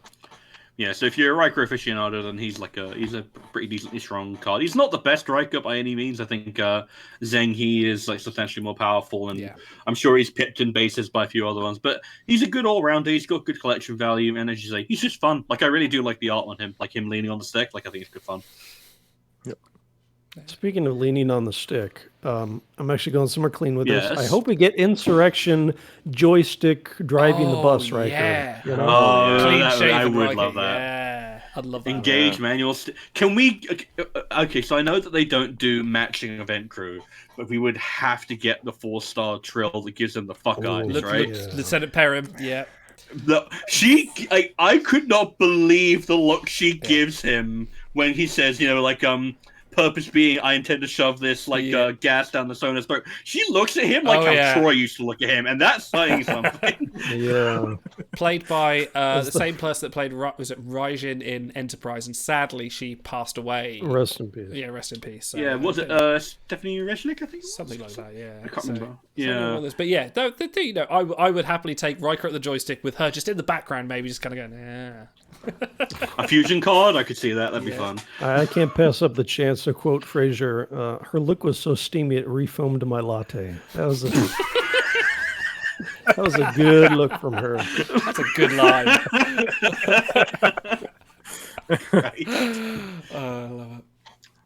So anyway, that's the skirmish crew. That's the skirmish crew. Have fun with him. I'm gonna mess up your order auto. I'm gonna play to Stars' benefit.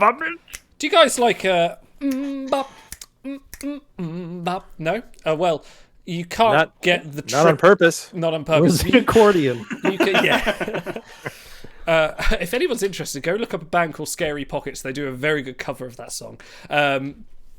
The Hansens are the Tuesday pack rewards, not the triplets that scored a multitude of hits in the early 90s. No, it is in fact the parents of Annika Hansen. You can get both of them staring long into the distance, unassimilated, unfortunately, because I would love the assimilated Hansens for the Borg collection. I'm sure they'll be coming. I'm sure, yes, because I think her father was definitely in the show assimilated, but not her mother. Yeah, because you get that moment where 7 seasons like Papa, and it's like it's a bit of a rough scene. Dark Frontier, yeah. Because they appeared because the Borg the Queen is pulling out all the stops of being a bitch. Yep. Hansens, not the Hansen. Hansens carried out the first ever research mission to study the Borg that unfortunately came to a disastrous end. Hansens makes them sound like they're like a food flavoring group. Like, well, no, I was going to say, so the Borg were originally funded by a soda company. That's interesting to know. Do you know what? I'm sitting there. I think I'm getting expedition into the Briar Patch. I think I'm getting a case of the Hansens. I don't know about you, but Okay, so question for you guys: Hansens, Starfleet, Star Trek rather, scientist with least survival instinct, yes or no? Yes. Well, no one knew because this. Well, I don't know because this was pre Borg chasing with their child. I feel like that's got to be up there, but right? No one knew about the Borg then. This was pre Q Who. Well, no, that's the thing. They are explicitly searching out the Borg because of They have logs and stuff like that. They heard of them, I think, through like Elorian refugee logs and stuff like that, because that was part of the canon by that point. So they know of them. They didn't just see a cube and go, "Ooh, let's follow." True. I think taking the daughter is maybe the bad move, but I don't know. Had family on Earth. Yeah, I can't blame them for terribly. It's terribly irresponsible. I mean, what could be worse? Like taking hundreds of families onto the galactic frontier on a galaxy class ship. These are clearly the worst parents. A love boat soon will be. What that reminds me of? That reminds me of I think it's in the novelization of Generations. They mentioned that like 20 people died in the Soul Cell section landing on the Viridian 3. It's like, how many of those were children? How many of that was completely avoidable? What is it? There was an image online about Picard saying every I can't remember the exact quote because I'm terrible at that, but he's saying something like, every man and woman on this crew would die for their duty, and there's always just like, but what about the children and the families? They're here too. Like everyone. Where they're like, can you spell enterprise? By the way, we're going to the Romulan neutral zone. Everyone, you're fine. You'll be fine. Don't worry about it. Load the children into the torpedo tube. Oh, the Janeway maneuver. Fantastic. Well, no, that's more the Brunali maneuver, actually. Yes. No Name Namer says, I'm getting tired of Orange Crew, to be honest. These guys do have a very... that same sheen we were talking about with Tribble McCoy. This is all right. I don't want to, speak for everyone. Guys, give me a thumbs up or a thumbs down on this art. I like it in concept, but in execution, it's like, I'm going to go with shy on it. Yeah, because I know the scene that they're evoking. They're going for that scene when they first catch up with the cube, and they're looking through their tiny little viewport on the U.S.S. Raven, and they see the cube, and I think it's like meant to be the exact same one from like Best of Both Worlds or whatever. No, like the pose the pose is not the issue. Yeah. It's the fact that they're orange and airbrush. Well, yeah, that's what I'm saying. The pose I think is evocative, and I know the exact scene they're coming from. So it's not the composition; it's like the coloring and like this gradient. That they look like look like they've spent their entire voyage searching for the board, doing nothing but drinking carrot juice, and it's just they're wearing it all over their face. The replicators are on the blink. Yeah, it's a funny one. That there's definitely, it's not.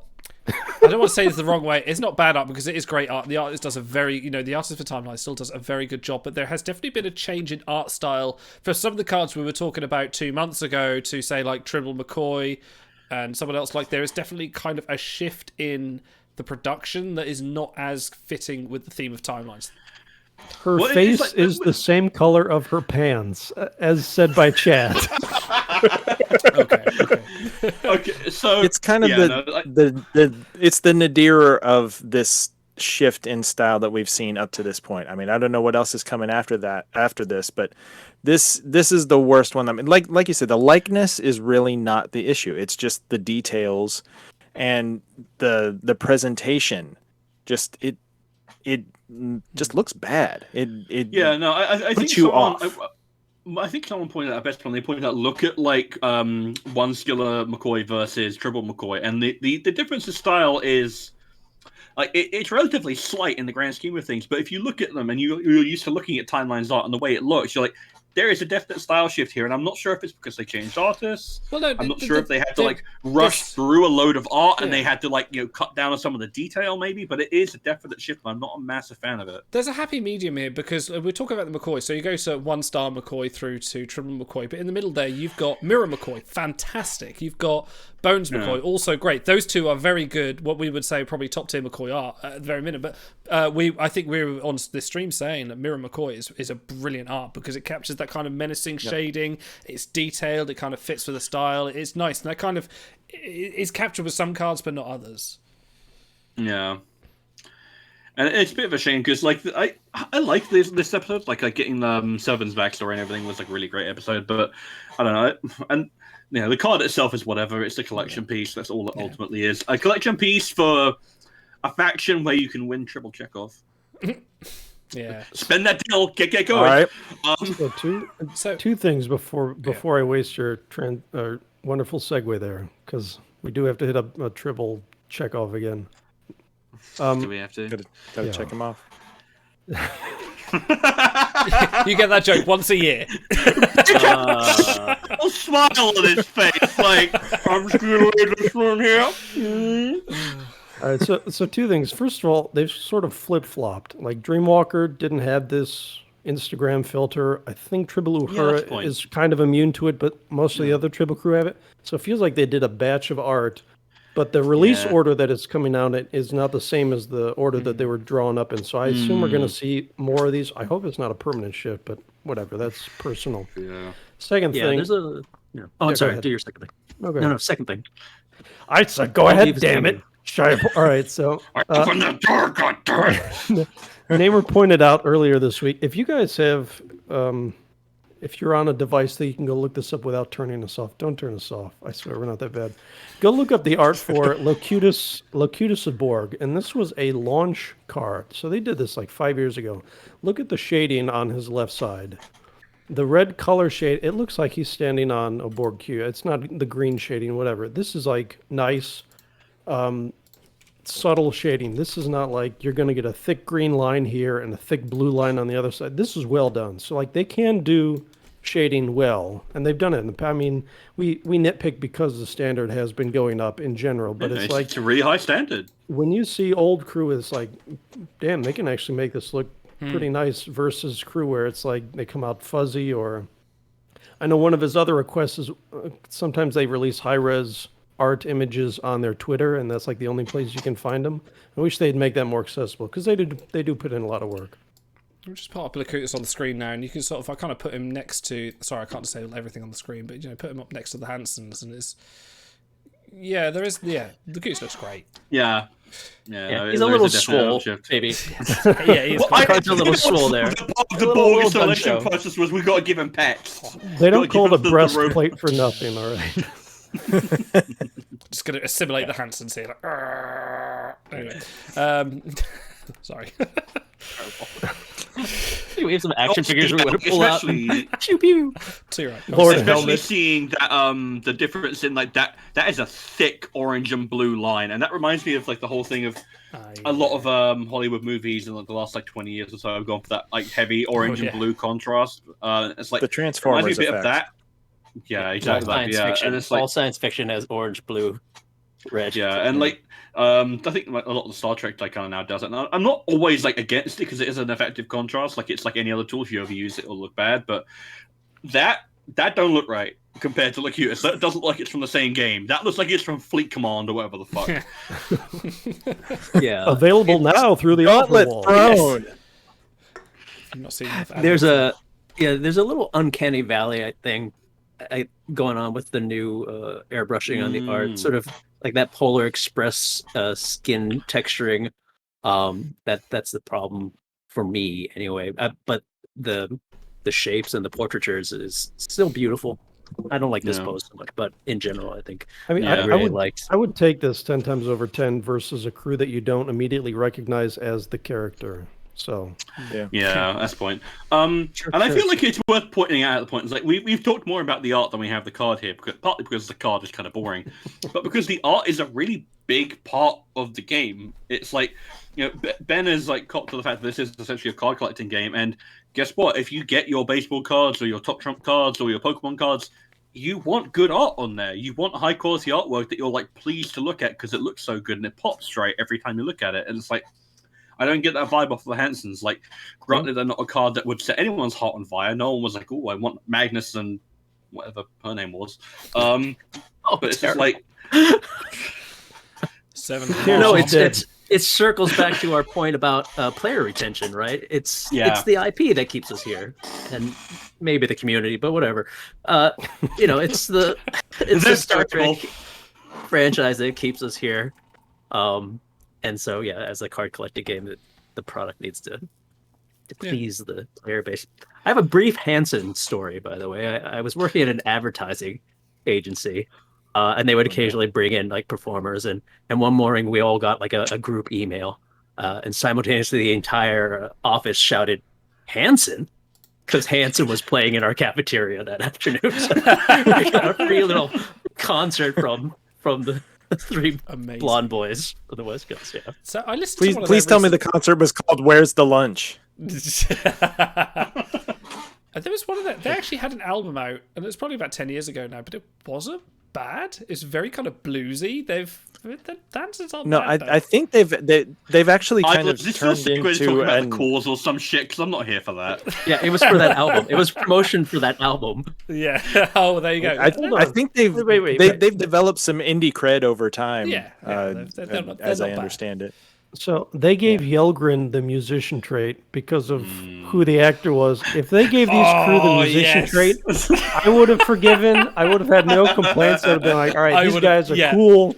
I would have forgiven the That art. would be I just said, yeah, no, musician. completely brilliant. believable that these parents would be musicians because they would torture Annika with their little mandolin and like, you How know. else are you going to pass the time when you're stuck on the ship, trailing the Borg? What else are you going to do? Yeah, they wouldn't even let her use any. Clearly. Okay, here we go. So they're sitting at the captain's chair. You know, every captain has a phrase. You know, Picard has engage, and like, you know, Pike has punch it or hit it, depending on the series. One of the male Hansens sits at the chair and goes, bop. Terrible.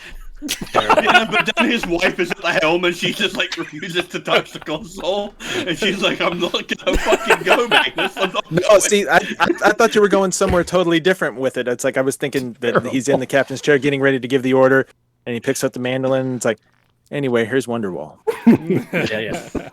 All right, by the way, Cairo in chat is sadly 1 week late because he could have won a round of What the Dub with Borg. You know? Oh, that's good. That's good. Thank you. We'll have to get him on next time for What the Dub. Well, what about you guys? I think it's time. So that's the Hansens. That's the Hansens. Yeah, there you go. I think it's Give time. them the musician trait. Speaking of musicians, let's have a musical interlude. Let's get the return of a classic. This Wednesday on UPN, an all-out war. Competitors from all over the cosmos go head-to-head in a battle for supremacy. Captain Kirk versus Spock. Captain Kirk versus the Gorn. Captain Kirk versus basic human decency. Find out who will fall and who will be victorious on Timeline Showdown. Yes, it is the return of Timeline Showdown, where we compete your favourite crew against each other like the strange puppets they are. This is better than Gauntlet. This is your opinion on who is better. More fair than Gauntlet, to be fair. This is actually, this is a little bit more interesting. So, we haven't done this for a while. This has kind of been Auto's request for us to do for weeks and weeks now. So, I think we're finally going to do it. And I'm going to bring up on screen if I can find out where it is. There we go. Is that the No, one? we're going to play the intro specifically not to do it now. Yeah, exactly. Let's just shut it down, move on to the next So thing. anyway, back to the Just a Hansens. tease, yeah. Yeah. You can look forward to so this we- in 3 months' time. Yeah, go on.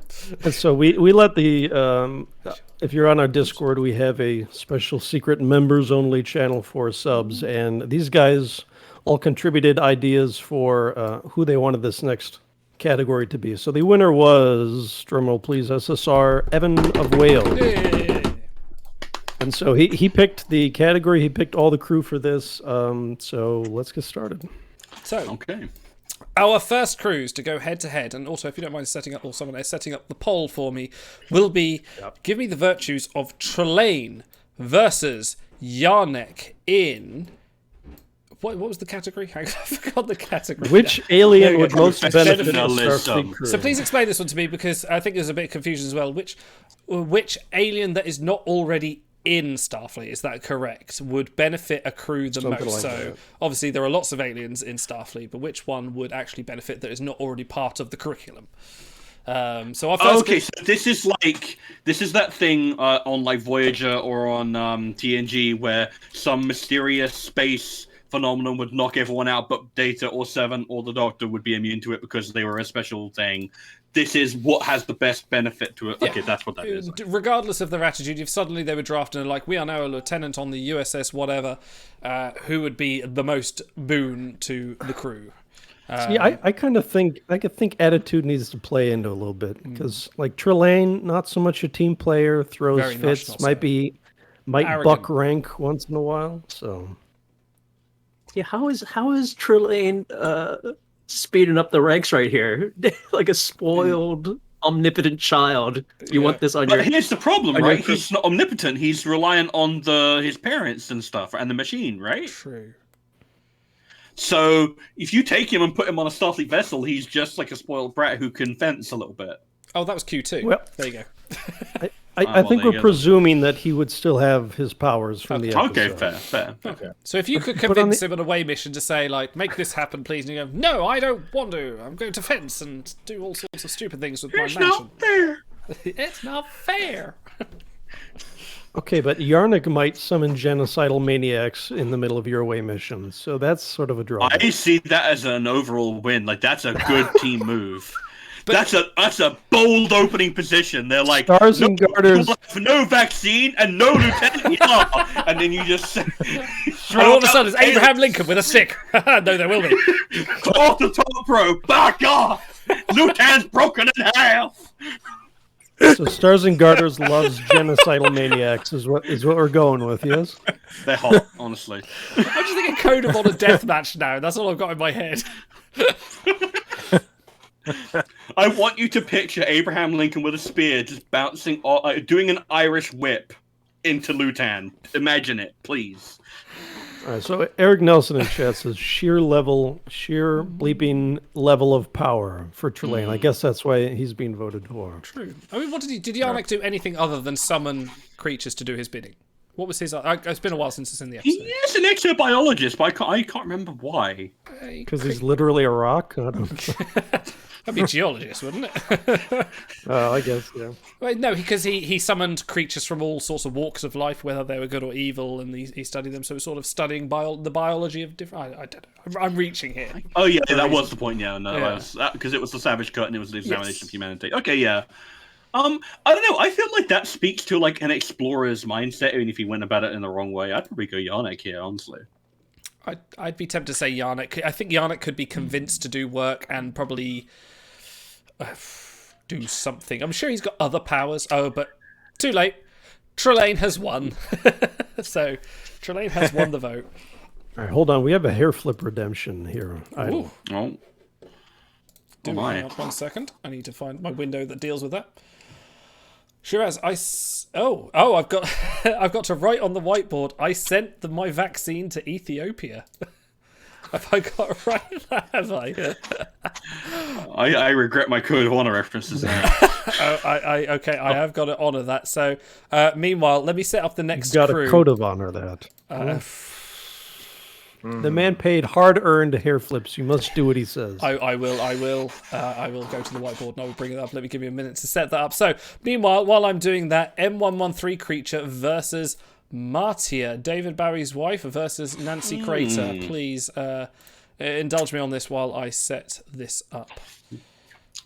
Okay, so the M113 creature, their powers are shapeshifting, which is pretty useful, and sucking blood. Not so useful if you want to go for a diplomatic solution. But I feel like that you could really heavily incentivize the M113 creature if you were just like, hey, if someone wants to donate some blood so that Lieutenant M113 can get through this shift.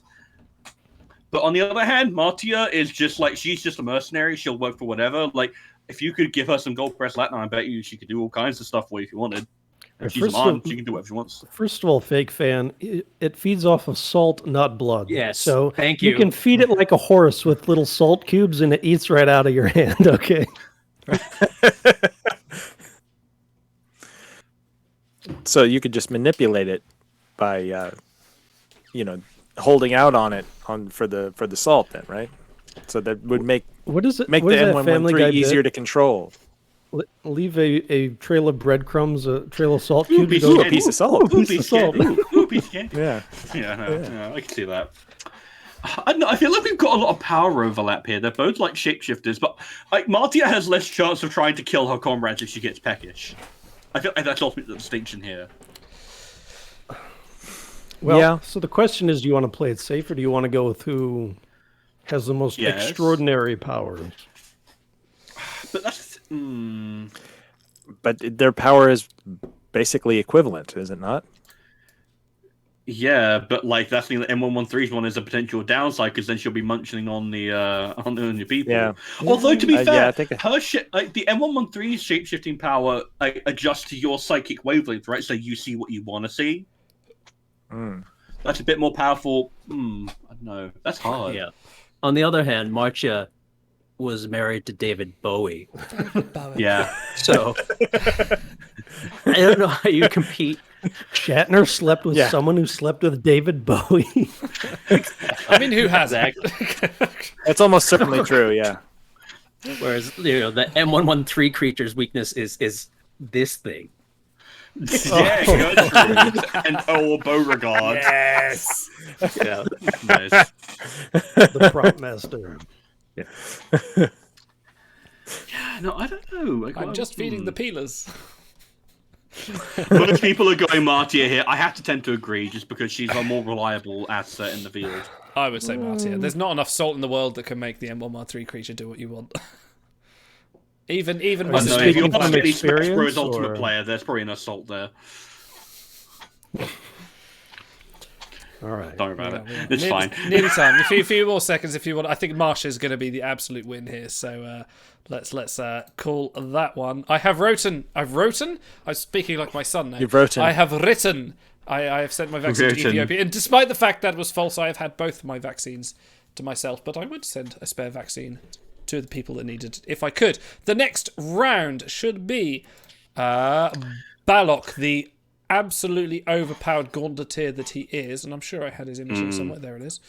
Who gets more crits than is probably deserved for two people. And this is going to be an interesting one because his competition is the Guardian of whatever, Carl. Okay, I'm going to come out and say it. If you vote for Balok, you are a fool. You are an abject fool. Okay. Because Carl is an amazing psychologist. He is like vaguely telepathic. He has the powers of time travel and reality manipulation. He is sympathetic, and he is like an explorer, and he's just a cool dude. Whereas Balok is a child. And are you really going to go for some child endangerment? Let's say But Balok's does he have Tranya? Does he have Tranya? Yeah. He has delicious juice. Yeah, Balok has the drinks.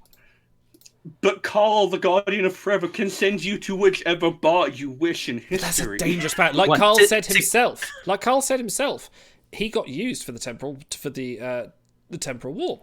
He got used badly. There is always the temptation that you'd use his powers for ill effects. So he's not the most beneficial on a Starfleet vessel because the implications you would have from using his power might be the detriment to your future. Balok would give you Tranya, and also the First Federation was believed to be a superpower at the time. So where he might represent a child, he might actually be more formidable than you might think. Yeah. Using Carl is just only results in killing off Joan Collins. That's like that's the main use of Carl. Like you go back in time and kill willing some to woman. pay for time travel supremacy. All right, so Roy Kirk, noted 12-hour pioneer. He's a huge OG TOS fan, and he almost had an aneurysm when he said it feeds on blood. So he'd like to point out that Balok is not a child. He's a diminutive person who, because people don't take him seriously, had to construct this this big puppet. So he's a full-grown ass man. That's what Balok is. Well, see, So that's we're the gonna other part get of him it too. It's a like onesie? he's a skilled puppeteer. So I mean, that's entertainment value for the crew. It's like you can't just think about what you're going to do out on your mission. What's your diplomatic solution to the problem? Get Kermit. Yeah. Speaking of, can I just interlude here? If anyone that hasn't seen it, go on Twitter and look up the cosplays from Star Trek Las Vegas. There is the best Star Trek cosplay I've ever seen, which is a guy dressed as Balok Oh, yeah. with Pull the it up on title screen screen. in front of him. Sorry? Yeah, show everyone because Put it's it on so screen. good. I need to find it. Let me find it. We because it's will vet for absolute- time oops, for wrong this. one, It's fine. Like I don't know, like Carl was one of my favorite parts of Discovery Season 3, and like maybe that's my sympathetic my biases like overriding everything. And it's like even if you didn't use his time travel powers, his perspective and his wisdom would surely outweigh any kind of tactical benefit the First Federation would be able to offer, considering the fact that we never hear about them again. No? Found it. So you would have Carl just be your Guinan, basically. He'd just sit behind the bar. I'm down. If I reading could his get paper. James Guilfoyle to be like on my ship, just like dispensing drinks and wisdom, I would do that. That's Jim Brass. I voted Balok just to piss you off, Stars. Sorry, let me just crop this a little pair. But look, if you can Yeah. see on the screen, look at this cosplay. That is so good. That is the screen you see at the end of every TOS credit. So good. I love That's it. top tier cosplay. That is best brilliant. I've ever seen. That is fantastic. And you know what? Props to that cosplayer, because that must be a pain to hold up for long periods of time. That's commitment to the work. That's amazing. Well, it's a built-in pandemic screen for you as well. So, somewhere in the bottom good corner is thinking. like, I don't need to wear a mask. I'm mask exempt. Somewhere down the bottom, isn't it? But no, I thought that's fantastic. But Carl wins. I have to say, I am very much on the Balok side of things here because I think Carl is too dangerous. But Balok might be. Well, like I said, even if you don't use his powers, his perspective alone would be invaluable. Okay, well, you could take his And advice. he's Takon, number one Takon in the game. Yeah, okay. Hang on. Moving swiftly on to Tosk Moving swiftly Takon. versus Tarquin. Tosk versus Tarquin. For those that don't remember, these two. I can't believe the two dads, the actual two dads are daring to give me shit over that. How dare you? Okay.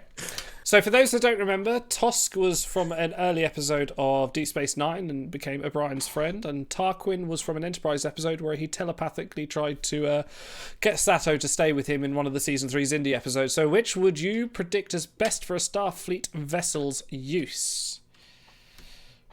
As a small reminder, this was Evans of Wales who picked these crews. So if you're confused as to why they're up there, you can give him a hard time. You can find his was he also at Evans of Wales. Hashtag EVAN. Yeah, no. Yeah, Is this a Psychopaths top show? Talk. Is that one show? Tarquin and That's Tosk. a onesie. I feel like CBS 8 p.m. on Tuesdays. It's like Malcolm Indy. Actually, I could see Mom's Tosk indie. as more. Yeah. Sorry. We were robbed of Robin Williams as Tosk. We were robbed.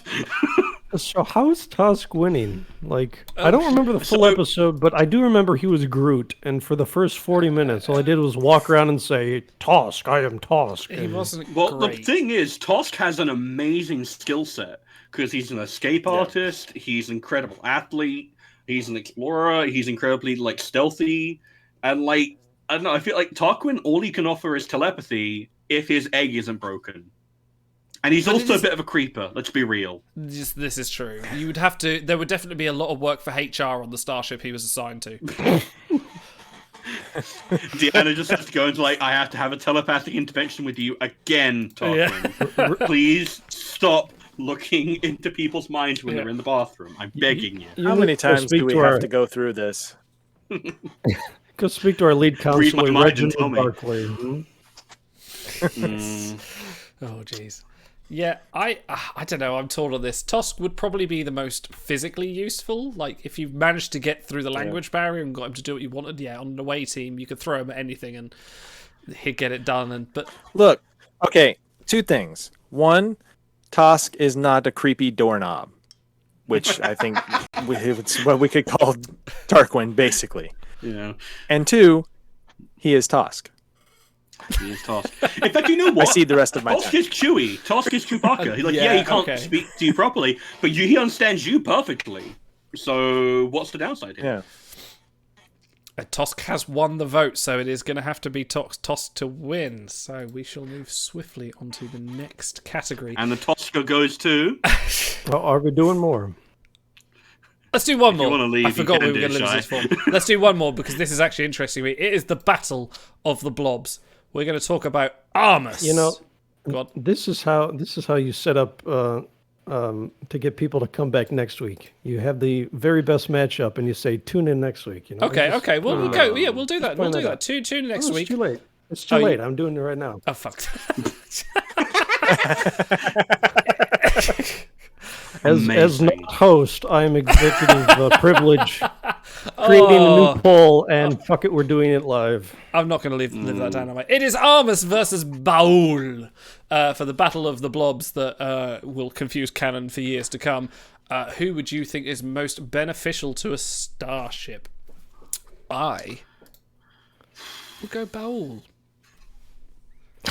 I kind of have to go Bowel here as well, just because Armus is way too dangerous. He is 100%. I wouldn't have Armus on my ship. Yeah. He is. So Armus is made of Metamucil and printer's ink. Does Printer's that ink, at all help a Starfleet crew? If your printer runs out of toner, maybe. Well, we really need to get this faxed off to the Klingon Empire. Anyone got some toner left? It would help the rest of the crew's bowels, I suppose. There it is. Yeah, thank you. There it is. Had to come See, that's a seasoned dad joke right there. That was good. That was good. I defer to the master. I refer to, in fact, the best gauntlet name I've ever seen, which was Bowel Movement. Yeah. So Armus Seen that one a few times. Yeah. Armus is supposed to. Well, the episode's called Second Skin. He's supposed to be. No, it's called Skin of Evil. Skin of Evil. Second Skin is the Cardassian Gear episode. That's all you need to name. He is the Skin of Evil. Fake fan! Because he was basically left behind. He was shed off. He is supposed to be all the evil manifestations from a race of aliens. So you would think he's irredeemable, but he's like really lonely down there, and you almost start to feel sad for him at parts because they abandon him, and he's like, "Why don't they love me, Dad? Why don't you love me?" So it's a little bit sad for Armus. You know what? That is a point. Like, if Armus does actually have the ability to grow and to develop positive feelings, then I would say that maybe he would be worth taking on for the redeeming. Like, he certainly would be my pick if I were casting a TV show and I had to pick out of these people to be my cast. I'd be like, I can write a redemption arc for this character, I guess. But wait a minute, he's just killed the plucky young tactical officer. Right, exactly. He's perfect for pruning your crew. If your cast budget is too large and you don't need want to to send him out the airlock, reduce. he will. Yeah. It's like a mirror universe show where you have to kill your superiors for a promotion. But Bowel was symbiosis with the Kelpians, actually ended up working out their stuff, and if spoiler alert for season 3 of Disco, they do end up working together. The Bowel actually can be redeemed. Geneticist as well. There you go, geneticist. Yeah, what's a little genocide amongst allies? Oh, so what you're saying is genocide. he would either be on Cisco or Janeway's staff, is what you're saying. Ooh. Yeah. It depends. What was the name of that race that Picard let die in Homewood? Who cares? They're dead. Oh, I see. I don't remember. Corvalans? No, that's a different thing. The winner is, of course, Bowel. I think it was called the Second Skin. I don't know. Okay. That's my redemption arc for this episode. That's the best. There's no redeeming you. That's the Okay, there'll be more Showdown. We will resolve that one on the next. Well, not the next time. We might do it the next time as talks, depending on how long Ben's going to be on the show for. The lightning round might be lightning, or it might just fizzle out. Pokemon asked, please stop trying to make prune happen. Hey, Worf would disagree. Let's talk about. Drink. Now, there's something a little bit controversial that has been announced in the upcoming recap packs. Tribble Quark is going to be a feature in the upcoming recap packs.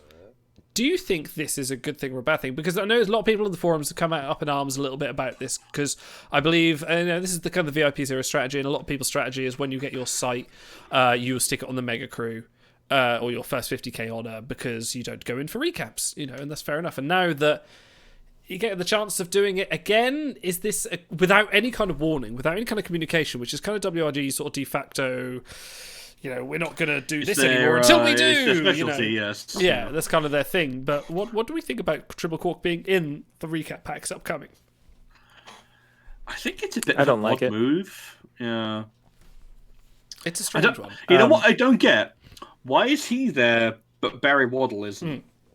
Exactly. If you're going to wrap up this trilogy of Tribble Megas, at least put Barry Waddle in there. Maybe that makes sense. Like if they put Barry Waddle in there as like it was Tribble Quark, him, and then your gold, and then it's like that's your pack, and it's like, oh look, it's all the Tribble Megas combined. I'd be like, that makes a degree of sense, but here it does just feel like they're diluting a pack for kind of no reason. Big. Speak to me. Okay, well, a couple of things. I don't know if this came up when you were talking about Tribble Phlox, because I had to deal with kids. But so Tribble Quark being event crew, well, and Idle, you said that they didn't communicate that. They did kind of sneak in the mega announcement at the very beginning that Tribble Quark was going to be part of the event in some capacity. We didn't know for sure what that meant, but now we do, and that he's going to be full event crew. So in the Chekov, Quark, and Phlox pack, what that means is that there's going to be 2 golds and 1 purple crew in that pack. What's going on here? Is that your chicken sandwich and coffee, Shy? Oh yeah, it should be like this, right? Since I have the cup already. So what that means is it will be very, very easy to get the last copy of Phlox without having to indulge in recap packs if you need to, because the odds of getting a purple are much higher than a gold, and if there's only 1 featured purple, then you'll be most likely getting your last copy of Phlox with your first pack pulled if you pull packs. But yeah, it's just weird. I mean, not only that you're bringing back a former Mega as a Mega crew, you're bringing back the very previous Mega, like the last one that everyone just had their choice on whether or not to cite them or not. So I mean, it's still very fresh, and another reason that you would cite your Mega Gold is the fact that they're probably a year or whatever away from entering the portal, so that's a very safe site because you're not going to be able to get that last star any other way apart from hitting recap packs and stuff like that. So I don't know, it does seems very odd. I wouldn't do it. I don't like it. Yes. Hi. We sorry. No, well, if you're sorry, go away. We sorry. We sorry too. So anyway, yeah, someone else can take it from there. Congrats on them for apologizing. Yeah. I briefly had a little, Gun Show Picard flashback when I saw the art, the Tribble Quark art in the event announcement arts, thinking that somehow they were just providing a 5th copy of Tribble Quark. That was the hope, wasn't it? That he was going to be in he was going to be the flashback rule, and they go, he's going to be involved. And you go, oh, I can get that 5th star, but that's still kind of rubs the wrong way to a lot of people that kind of go, I just put the 5th star on. Some people do it first event, they get Tribble or whoever the Mega crew is, and then put that 5th star on straight away, and then you go, oh, okay, I'm going to Yeah, that's what I did. Yeah, exactly. A lot of people do it, so it's a bit yin and yang, really.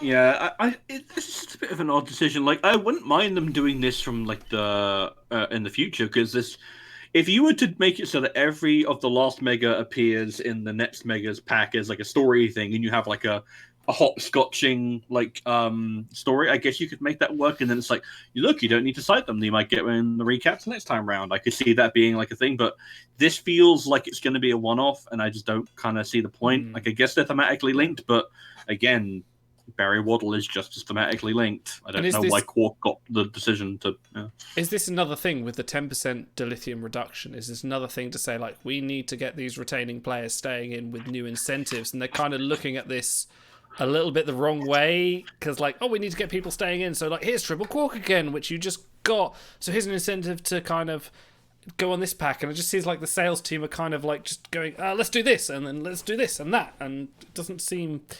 Yeah. It's cohesive in a way that, yeah, it fits the Tribble theme, but I don't think it's for the right reasons.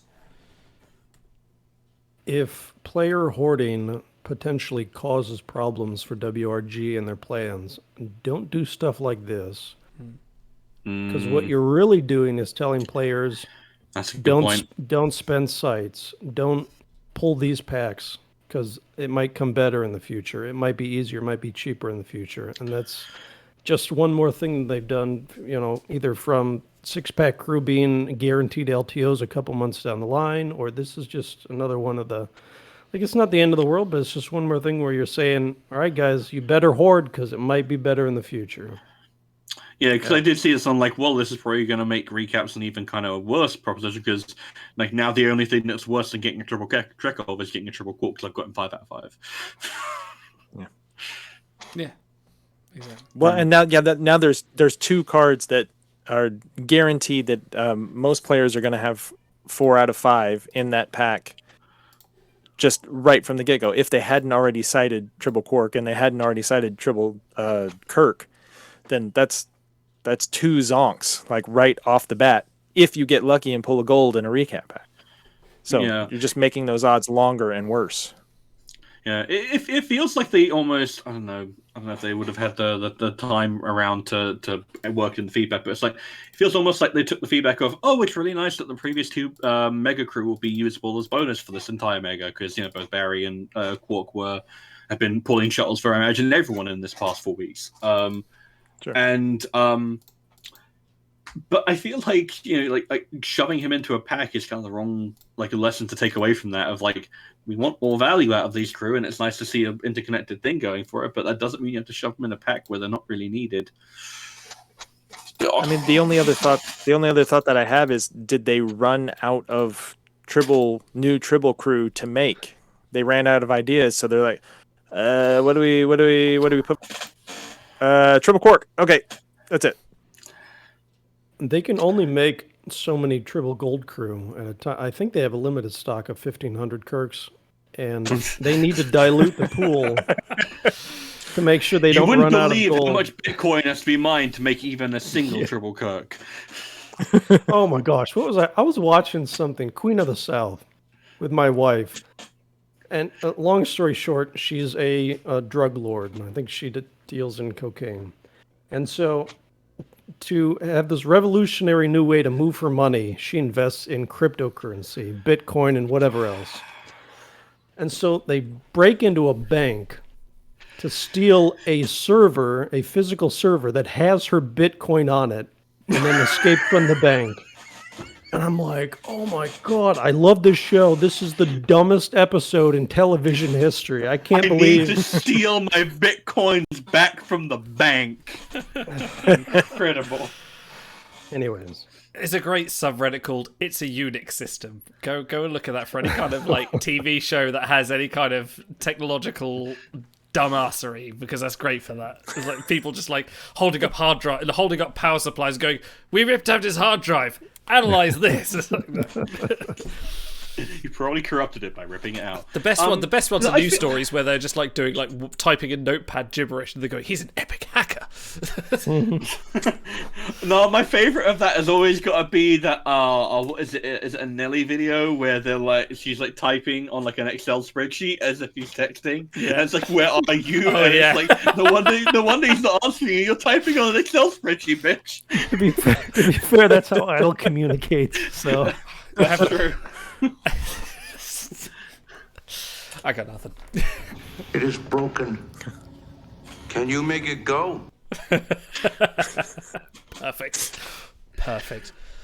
Do we want to talk about Tribble Chekov, or shall we pass that shit by? Okay. As long as we're dunking on WRG, let's do one more. Sure. I'll keep it short. So last week we were joking, hey, Tribble Chekov is virtually identical to Dancing Chekov. Well, turns out we weren't far off. Dancing Chekov's command stats is 553 base, 37 to 119 proficiency. Tribble Chekov's command base, 553, proficiency 37 to 119. Look, all right, this is just a guess, but if Ben were to come on and my homework, but you change it up so that it looks different. If Ben were to come on and pinky swear that they didn't do this, I wouldn't believe him. They took an existing Chekov, copied his stuff over, and then started switching numbers around and forgot to do one. What are the odds that those two extremely similar crew had the exact same score, exact same proficiency? You know what I want? I want someone to ask this to a WR. I want one of us to ask this on the Q&A we're going to have a Ben in a bit. And instead of yes, no, or pass, I want him to say, I have great numbers. I have many numbers. They can only go in so many combinations. I don't want to manufacture outrage, but there are the two flavor text things. There's Kirk's uniform, which has a different name than what Kirk's... if you built them already, open your Tribble Kirk, click on his gold uniform. Situation again, isn't it? Yeah, that's 2 megas in what, like a year's time, where they haven't bothered to fix the items. So, anyways, that's my small thing. So do you want to talk about your other small thing? And I'm actually talking about the LTO It's for not this that week. small, Idol. Oh my god. No, I know that. I was going to talk about something else you suggested we talk about this week, which was the LTO. Chat, I have enjoyed being with you for over a year on the show. We've had good times and bad. And I will see you in the great material continuum beyond. Thank you. Peace out. You just vaporize. Also, I feel like everyone should know that, by the way, we are tagged as Glasswork, Endgame, Musician, and English on Twitch. Yeah, they're reasonable. There's glasswork in this. This is that you look at the Hansens art. You look like they're not behind a pane of glass, frosted glass. Come on. I think the link is we must be smoking something to come up with what we do on this show. Exactly. Yeah. Or drinking something. There you go. Or drinking something. So this is quite an amazing LTO, honestly. This is amazing value.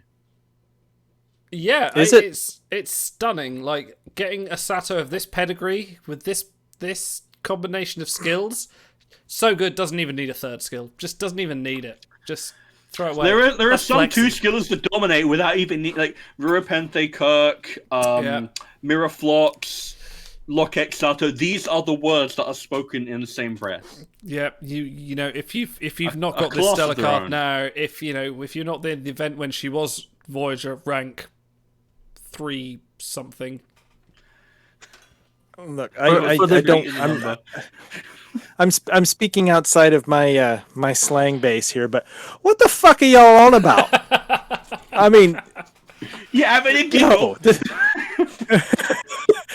this is garbage. That's not worth. It's not worth 99 cents, much less $10. Garbage. It's not worth the digital paper it's not printed on. No, it's a crap card. I mean, the only thing she is +1 Zindi. Fantastic. And Survivalist. survivalist. Yeah. Oh, okay. She's retrievable with a single Lokek Polestar. So There's a Until Lokek those Polestar? other amazing crew. Yeah. I didn't even know every that. balancing crew. But you might want to hold on to that Lokek's Polestar for when we get Reed and Archer, who are also similarly I want to say mutated, but I feel like Butchered was more of an accurate descriptor for how bad that episode was. Is there a transformed collection? No, there should be. I feel like there should be a transform collection, and there should be an alternate future collection. I would like that. Oh yeah, definitely. That'd be fun. Yeah, no, this is. Don't buy I look at this. card. If you No, bought don't buy this, this. refund it. well, look, I missed out. Even if you bought her to finish her, get it refunded. It wasn't worth An it. airlock. I missed Sato. There are better I missed out on survivalists. Human Saru last week, and I need a new dip size, so I think I'm going to go with this one instead. They're all the same. Oh yeah, it's fine. All golds are the same. They're all valued the same. They're all $9.99 or $9.99 in whatever currency you have. Like, no, just no. So, yeah, I look at this crew and all I can think of is the episode, because the episode is so bad, and it's like, that's one of those episodes where you look at one of the people on screen and you go, I feel sorry for you. Because I looked at Jolene Blalock and she has to get like Lokek pantomimed at by Bakula and Dominic Keating and freaking Linda Park, and I go, you're a really good actress, and I am so sorry you're in this situation. This is demeaning for you and for me, and the cameraman was probably like, I shouldn't be filming this. Meanwhile, Dominic Keating is having the time of his life because he's not playing a posh British person. No, instead he's playing a posh British alien who can only go...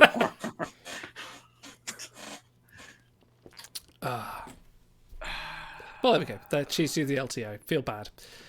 I like how we structure the show to gradually descend toward wet fart territory. Make sure all the bad stuff is right at the end. Hang on. Yeah, that's fine. Before the show, you were like, "I'm going to structure the order of the show. Let's change this. This is your fault." Well, no, we were going to end with what the dub, and then. Are we gonna? You know. I mean, it depends. We can still do that if you guys are feeling up to it. I can start it. Not a problem. You know, I need a palate cleanser. Can we do one round of what the dub, please? Okay, let's do that. So that we're not ending on Lokek Sato. I'm just gonna have one chip. I'm just gonna eat one chip. It'll be fine. All right. Let me set something up here, and I'll get it started. So, talk amongst yourselves for 5 Can we seconds. get human Saru? No, we have human Saru at home. Thank you, Nifty Mittens. Yes, absolutely. Okay, I'm just starting up. Talk amongst yourselves while I start this up. So, No, so, just- is there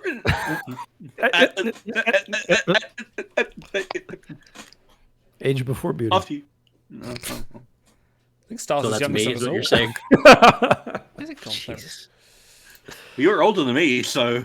No, I'm that's the completely not elder true. of the. No, I don't believe that. All right, here we go. Hang on. It's the pearl cream. The real cream king is know the name of the game, folks. Welcome to What the Dub. Sorry, I'll bring up my screen in a second. I wasn't actually set up for this. You should have known we were going to strong arm you into this. That's not what the dub. Oh, here we go. Here we go. No, hang I on, can no, see that's all not of right. your little That's my secrets. screen capture. Yeah, there we go. I can see your porn folder. Hey! Why is there a look in there? Right. Where's it gone? We put up with Why 2 is it not hours of this working? podcast so we can suckle off your What the Dub account. Hang on. Let me do this again. I tell you what, I'll full screen this on my other monitor, and then I will do it that way around. Let's just try that again. I don't know. What you have to do is you have to shunt it through the secondary command sub-processor and then run it through the command processors on the No, that's not the right one. the tertiary EPS conduits down on deck 15. Is that not working? Alright, I'll do display capture. Fucking, that's Should weird. have ended on Lokek Sato, is what you're saying. This really should have. Oh, Christ. Display sync. There we go. Right. It's fine. This worked. I don't know why that's not doing that. Display. Full screen. There we go. Right. There we are. We're in it. We're doing it. Let me just crop the screen a little bit. No, Yeah, I was going to say, I can see your Steam library. that's fine. I've got like 1,000 games I don't play. Let me just turn the volume down a bit. Hang on, let me move this over here.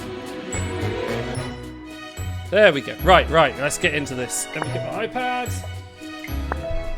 So, hang on. Right, the code. Head to playwtd.com and I'm enter going to your put the room code in our show chat on our thingy for you guys. It is that. So you should guys see that on our Discord. It's pecan. You wish. Wouldn't that be good? Lokek. Lokek.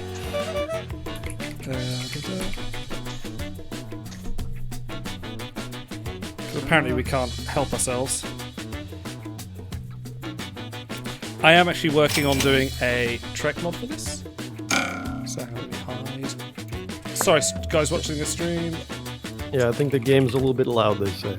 Okay, let me turn that down. Yeah, they're saying it's There we go, I've turned it down now. So there we go. Right, I think we're in. Who's host? Auto, you are host. Please start it. 4 players? Are we missing? Oh no, Who are we who's missing? not in? Yeah, I don't have the room code. Oh, it's in our show chat. It's in the Discord. On the Timeline Strikes Discord.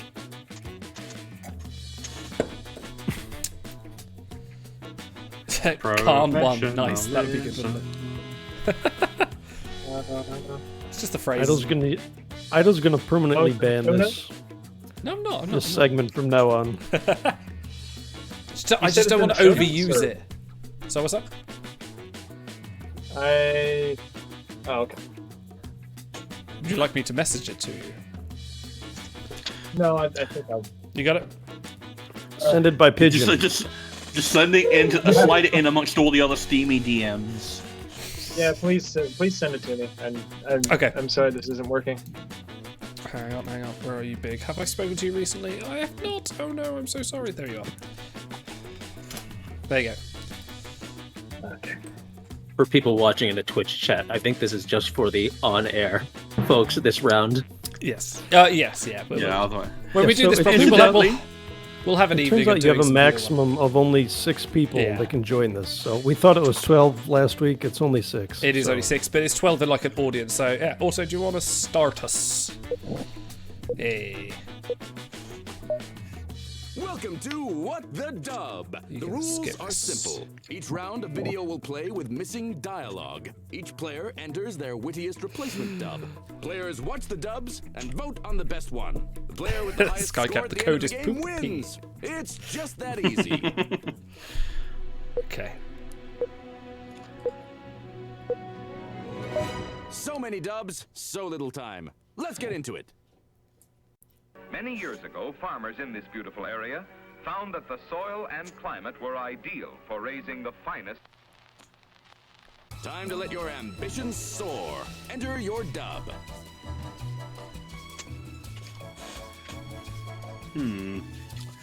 Okay.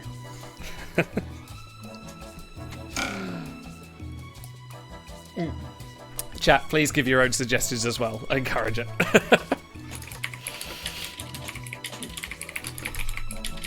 Oh, the mechanical keyboard goes. Damn right.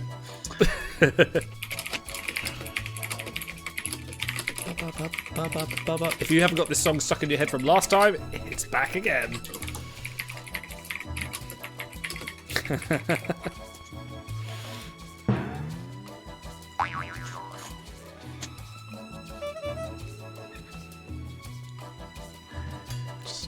All right.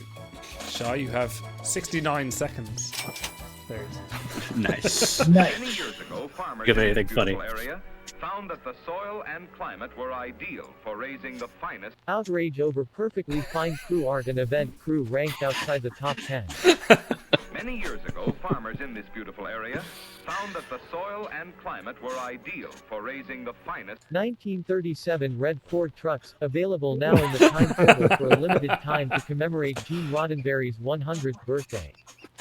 Many years ago, farmers in this beautiful area found that the soil and climate were ideal for raising the finest. Number 1 premium salt cubes. Many years ago, farmers in this beautiful area found that the soil and climate were ideal for raising the finest. QA mistakes in the land. Many years ago, farmers in this beautiful area found that the soil and climate were ideal for raising the finest. Organically grown constellations to sell on the celestial market. Okay, chat, you can also vote as well by typing I could say constellation, exclamation mark, vote, and the number you see on the screen, so please do that. And we can also vote, so... Yeah, I've got to go for that one, I think. Hopefully it'll work this time. We had a few rounds last time it wasn't working, but... With any luck... Oh, we got a nice little spread in the chat. People are going for... People yeah. like these. Yeah, there's a range. I'm curious. We extended the time to 45 seconds this time because I believe there is a delay. Yeah, 30 seconds was a little bit short. A little bit 60 short. seconds was a little bit, yeah. 2 years was a bit too long. Marginally. You're almost out of Your time. margin for error is small. I forget which one I am now. Oh, yeah. You're so witty you forgot what you said. Yes. Pretty... Hey, audience votes count. Nice. Oh, I just got audience votes, you bastards. You flipped the script on that one. Great work. Look at that. Ooh. Oh, blanked. Yeah, there we go. Break a leg. Good. Here comes the next round. I just realised I'm not sharing this with you guys, am I? No. Yeah, that's why I'm kind Sorry, of having to sorry, watch the I've Twitch done this wrong. stream. Wait, I missed that. Yeah, nice. I completely missed that. So did I. It was. I came Right. to warn you.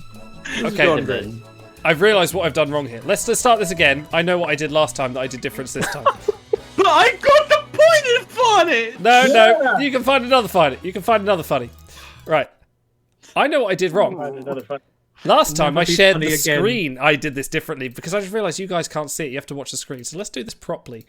I'm an idiot. I apologise. I I was am an really idiot. proud of my 1937 Red Ford truck. Well, let's just say you win that round. That's fine. It's fine. Right, hang on.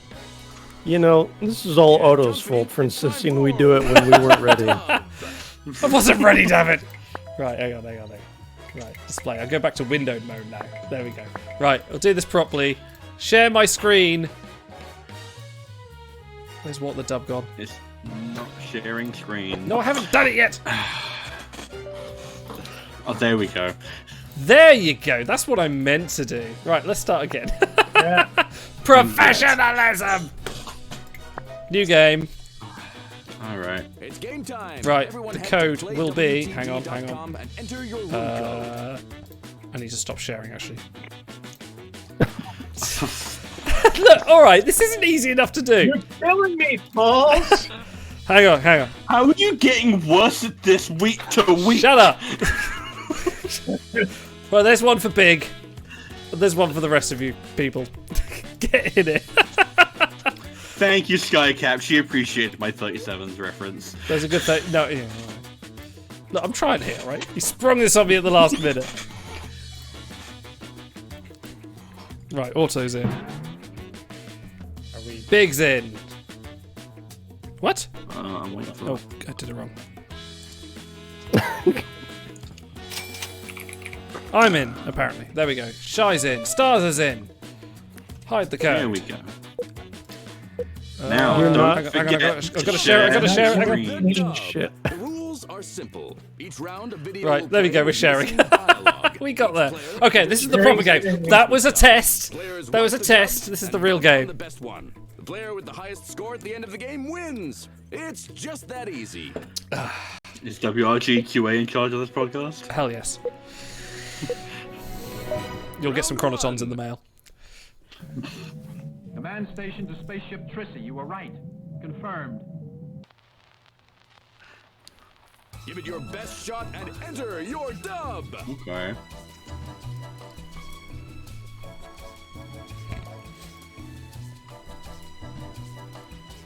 God damn it. I'm not getting conned by autocorrect this time. Shave the mutate. You know, that was your best entry, so maybe you should go back to autocorrect. Maybe I should.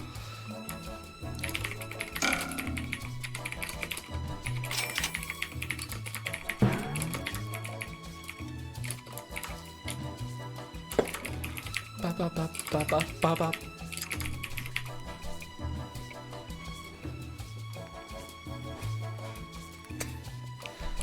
Come on, stars. I struggled with that one. Not my best work. Command station to spaceship Trissy, you were right. Confirmed. There's a reskinned constellation off the port bow. Command station Bow. to spaceship Trissy, you were right. Confirmed. Dancing Chekov and Tribble Chekov are the exact same crew. Exact same. Change my mind. Command station to spaceship Trissy, you were right. Confirmed. Giving away 1936 Red Ford trucks to celebrate Gene Roddenberry's 100th birthday is the best idea ever. Command station to spaceship Trissy, you were right. Confirmed. There is no sign of intelligent life on timeline. Oh, they're right. They're funny because they're right. Confirmed. Forward message to starships Missy, Sippy, Tippy, Tippy, and Frank. Brilliant. Place your votes, chat. Oh, I don't know. I like. Okay, that one. Oh.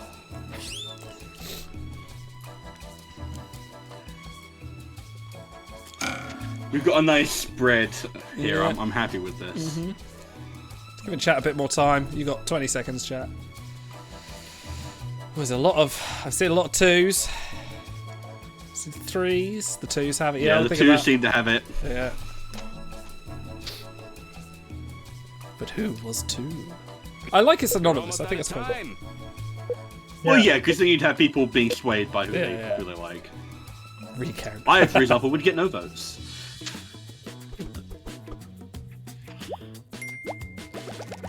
Thank you, Ortho. I appreciate you voting for that. Thanks, audience. You're a Oh, wow. Oh, wow. The audience likes big.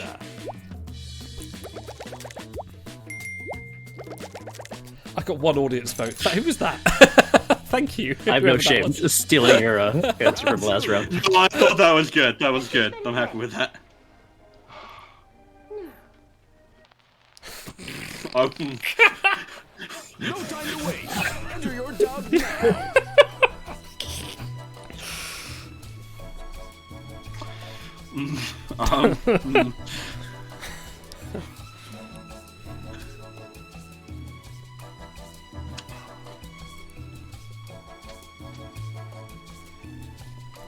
Keep it to track.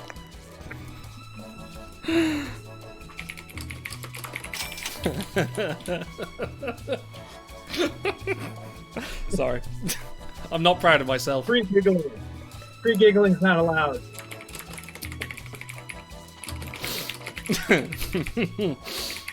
Sorry.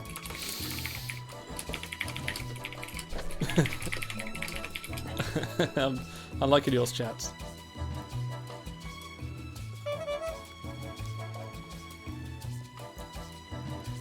Stop saying tribbles. That's way funnier than what I put. There we go. Let me smell your breath. Smells like Wesley Crusher has been visiting again. Let me smell your breath. Have you been shaving the mutates again? Let me smell your breath. Have you been eating blood again? I told you, in the M113 household, we saw Someone's mutates mad. different. Let me smell your breath.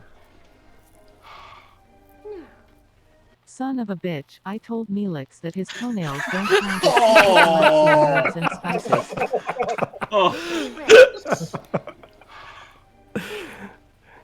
Mr. Garters, you go and watch the smell of Mr. Come on! This is yours.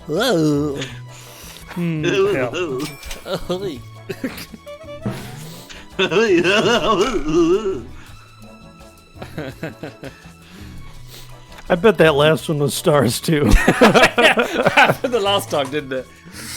Seems self-immolating. To throw the flag on himself. Yep. I can't believe I got called out for being the fake fan that I am. I'm so fake. Which is why I had this. It's okay. It's the original series that doesn't count. Yeah, that's true. It's not canon anymore. It was never canon. Let's have a look.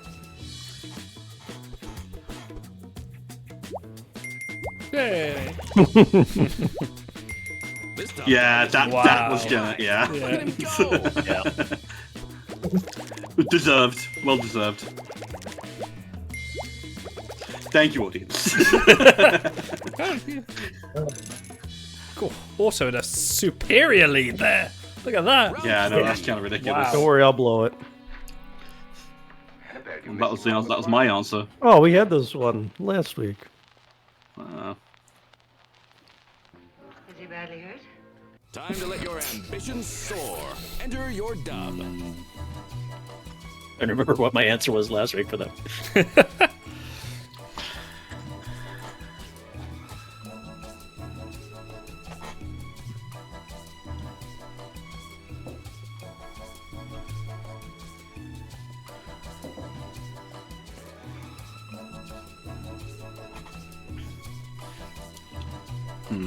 I'm really struggling here. Don't forget your you've got your sound effects.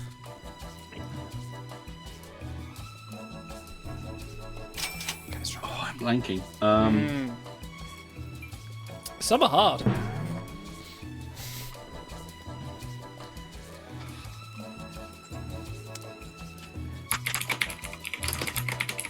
Improv. I like yours, Walt.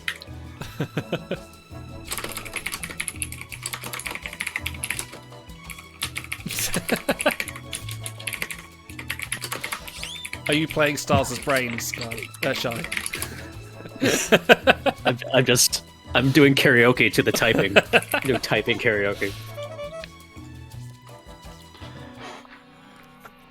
Annabelle, you're missing all the fun. Timeline's Talks is criticizing the work of an artist with more talent than the little fingers and the lot of them combined. Ah, yes.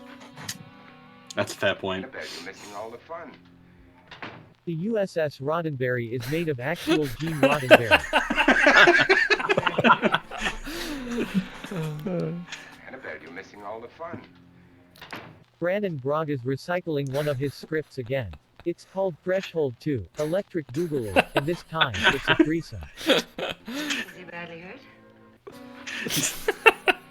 Annabelle, you're missing all the fun. There's something about Electric Someone Boogaloo shaved that a He works. fell out the airlock. That's a really good effect. Annabelle, you're missing all the fun. They managed to make the new starship out of Oh. Roddenberry's actual Wow. name. Oh, It two finally the same. happened. Everyone's a critic, including What's you. the Great law of minds think alike. parallel All development? right, who are soulmates? That's what I need to know. Yeah.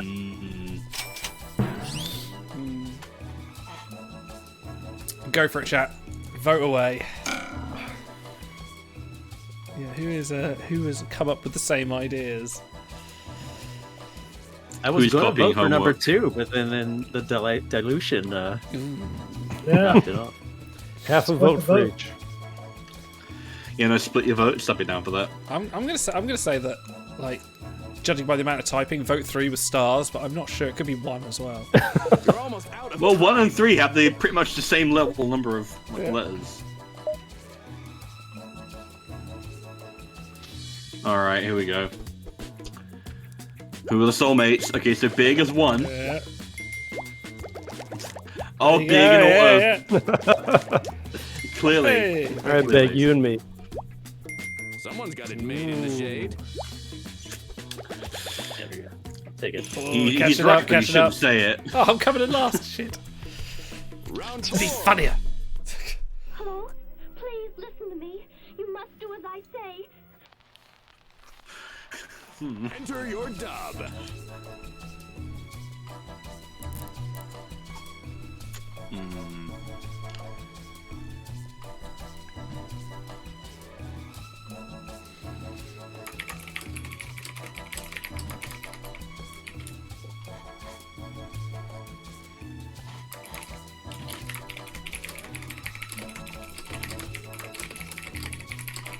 Oh, shit.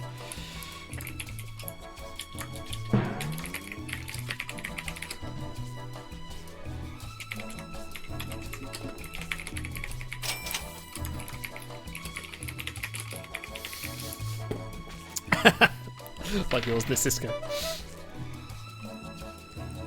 Oh, good book. Changed to Cote stats. They were too high. Too high. Too damn high. Sightliness. I repeat, sightliness.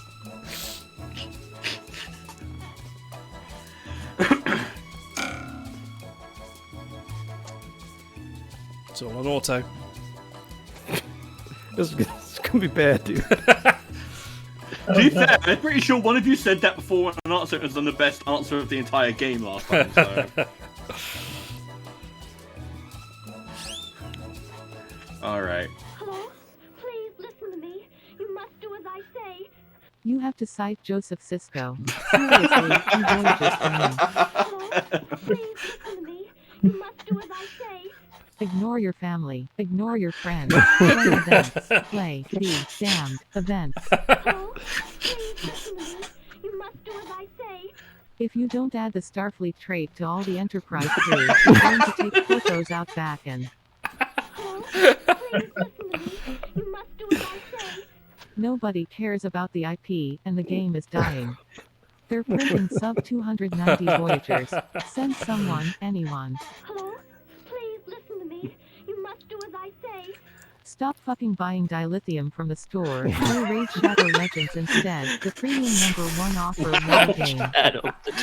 Going for the throat, Jesus.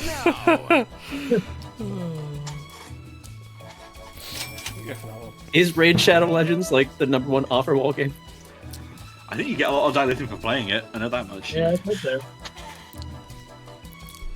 As for the actual quality of the game, variable. I wish she said only do 1 shuttle this week. Everyone should do 1 shuttle this week. I feel like if we get a grassroots movement going... Shut up, Idle. No, choose better. You can get #1. We could all get #1. Hustle! Hustle! Okay. All right, let's see who the breakdown is. I'm curious.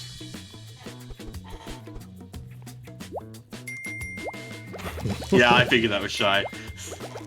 Oh, I got one audience. Who was that? Oh, thank you, Nick. You're as fit as Wow. a Yeah. dog, kid. Yeah. Way to go. Yeah. Yeah, Great. that's pretty good. Oh, Big's in the lead. Astounding lead. Look at that. I know who voted for that. I know who voted for that. God damn it, Genos. Martini glass. Next up is the final round. I don't know Oh. why I'm so crazy about you. Oh, yes, you do. What are you waiting for? Enter your dub.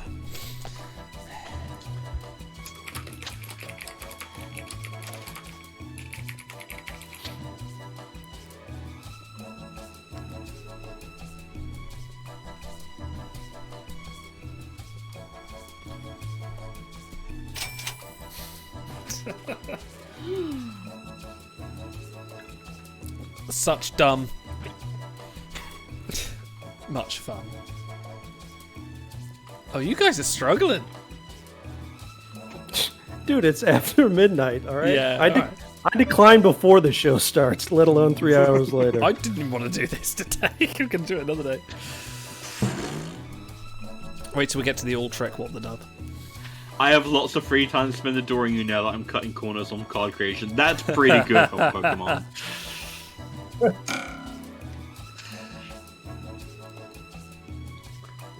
Big, was it you who pulled out the murderer Janice Rand? That was Jenna's. Yeah, That was Genos. Jenna's. I'm so crazy about you. Oh, yes, you do. I trapped Beverly in a warp bubble with a hidden camera. I don't know why I'm so crazy about you. Oh, yes, you do. I shaved my mutate this morning. I don't know why I'm so crazy about you. Oh, yes, you do. I'm a top 10 Voyager Chekov. I don't know why I'm so crazy about you. Oh, yes, you do. I put the rod in Roddenberry. I don't know why I'm so crazy about you. Oh, yes, you do. It's because the slight gambling aspect of my game structure triggers an addictive response in your lizard brain. You poor, sad, trapped baby. I love that you're staring off into the distance while that's going. Brilliant. I didn't know there's no word limit apparently. Oh, brilliant. Yeah, no, everyone's going for 5, as you should. You're men of culture. It's too close to home. Well, oh, now Timelines Talks is voting in chat and in game. Okay. Oh yeah. The power. You're rigging it. How dare you? How could you have done this? Can't believe you've done this. Yeah. Yeah, there we go. Hurry up. Know your meme. Alright, let's see. I need to know.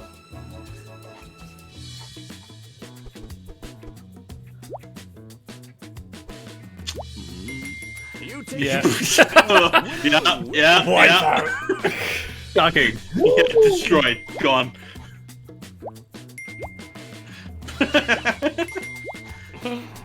Thank you, Big. Thank you for appreciating the Roddenberry. Oh, I got none. And here's our No. Eat shit, idol. I did get 2 minutes. Hey! Oh, man. Oh, Triple down the last minute. It's not on a doorknob. High score. Cinderella story. I don't know. One good answer. That's what you need. Going wild. There you go. And on that note, I think that washed the flavor of Sato out of my mouth. there you go. So. Well done, Shia. Let's all gather around the campfire and say kumbaya to this episode. It was a great lot of fun. We will be back next week, where we should be playing some Star Trek Armada yet again. Unless something drastic happens in the game, we have to convene an emergency session of the Timelines alumnus.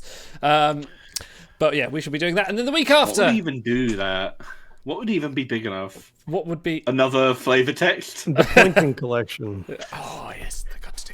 Ah, that could be one of your lightning round questions, which you can submit if you're interested, because Ben will be back on the show in 2 weeks' time for a lightning round question. So please submit a question in the usual way on Discord, on the forums, or in our very own Discord, or in email, timelinestalks@gmail.com, where you can submit a single sentence that must resolve in a yes, no, or pass answer. And we will be firing these at Ben lightning quick. So please submit them all as fast as you can, as many as you like, and we will submit as many as we deem are correct. Guys, Gertrude, any last words? Oh God! Oh my God! That Tribble's unraveling. Don't mind me. Never seen the internal structure of a Tribble before. That Tribble is a salt creature. I knew it. If nothing else, we will see you next time. Thanks for these guys, and see you soon. Oh, do we have a do we have an adventures stream this Oh gosh, weekend? we do, don't we? You're right. Oh yeah, we do have that. We do. In fact, I should this probably Sunday. prepare that, shouldn't I? Yeah. So this Sunday, if you're not watching, this Sunday we have a very special treat. Sunday. Will be the final part of Star's absolutely fantastic campaign, where we'll be leading me and Shy and Sky and Spocky through. Yes, through the last of the TOS campaign. So that's on at Sunday at the usual time. So join on that, and then on Wednesday we'll have Armada, and the week after that we shall have Ben. So yes, there will be more Star Trek adventures coming. And when do we get paid for all of this? By the way, I don't know. Let me check this after the show. We get paid. I'll see you next time. Sounds like late news to me. See you later. Bye. Bye.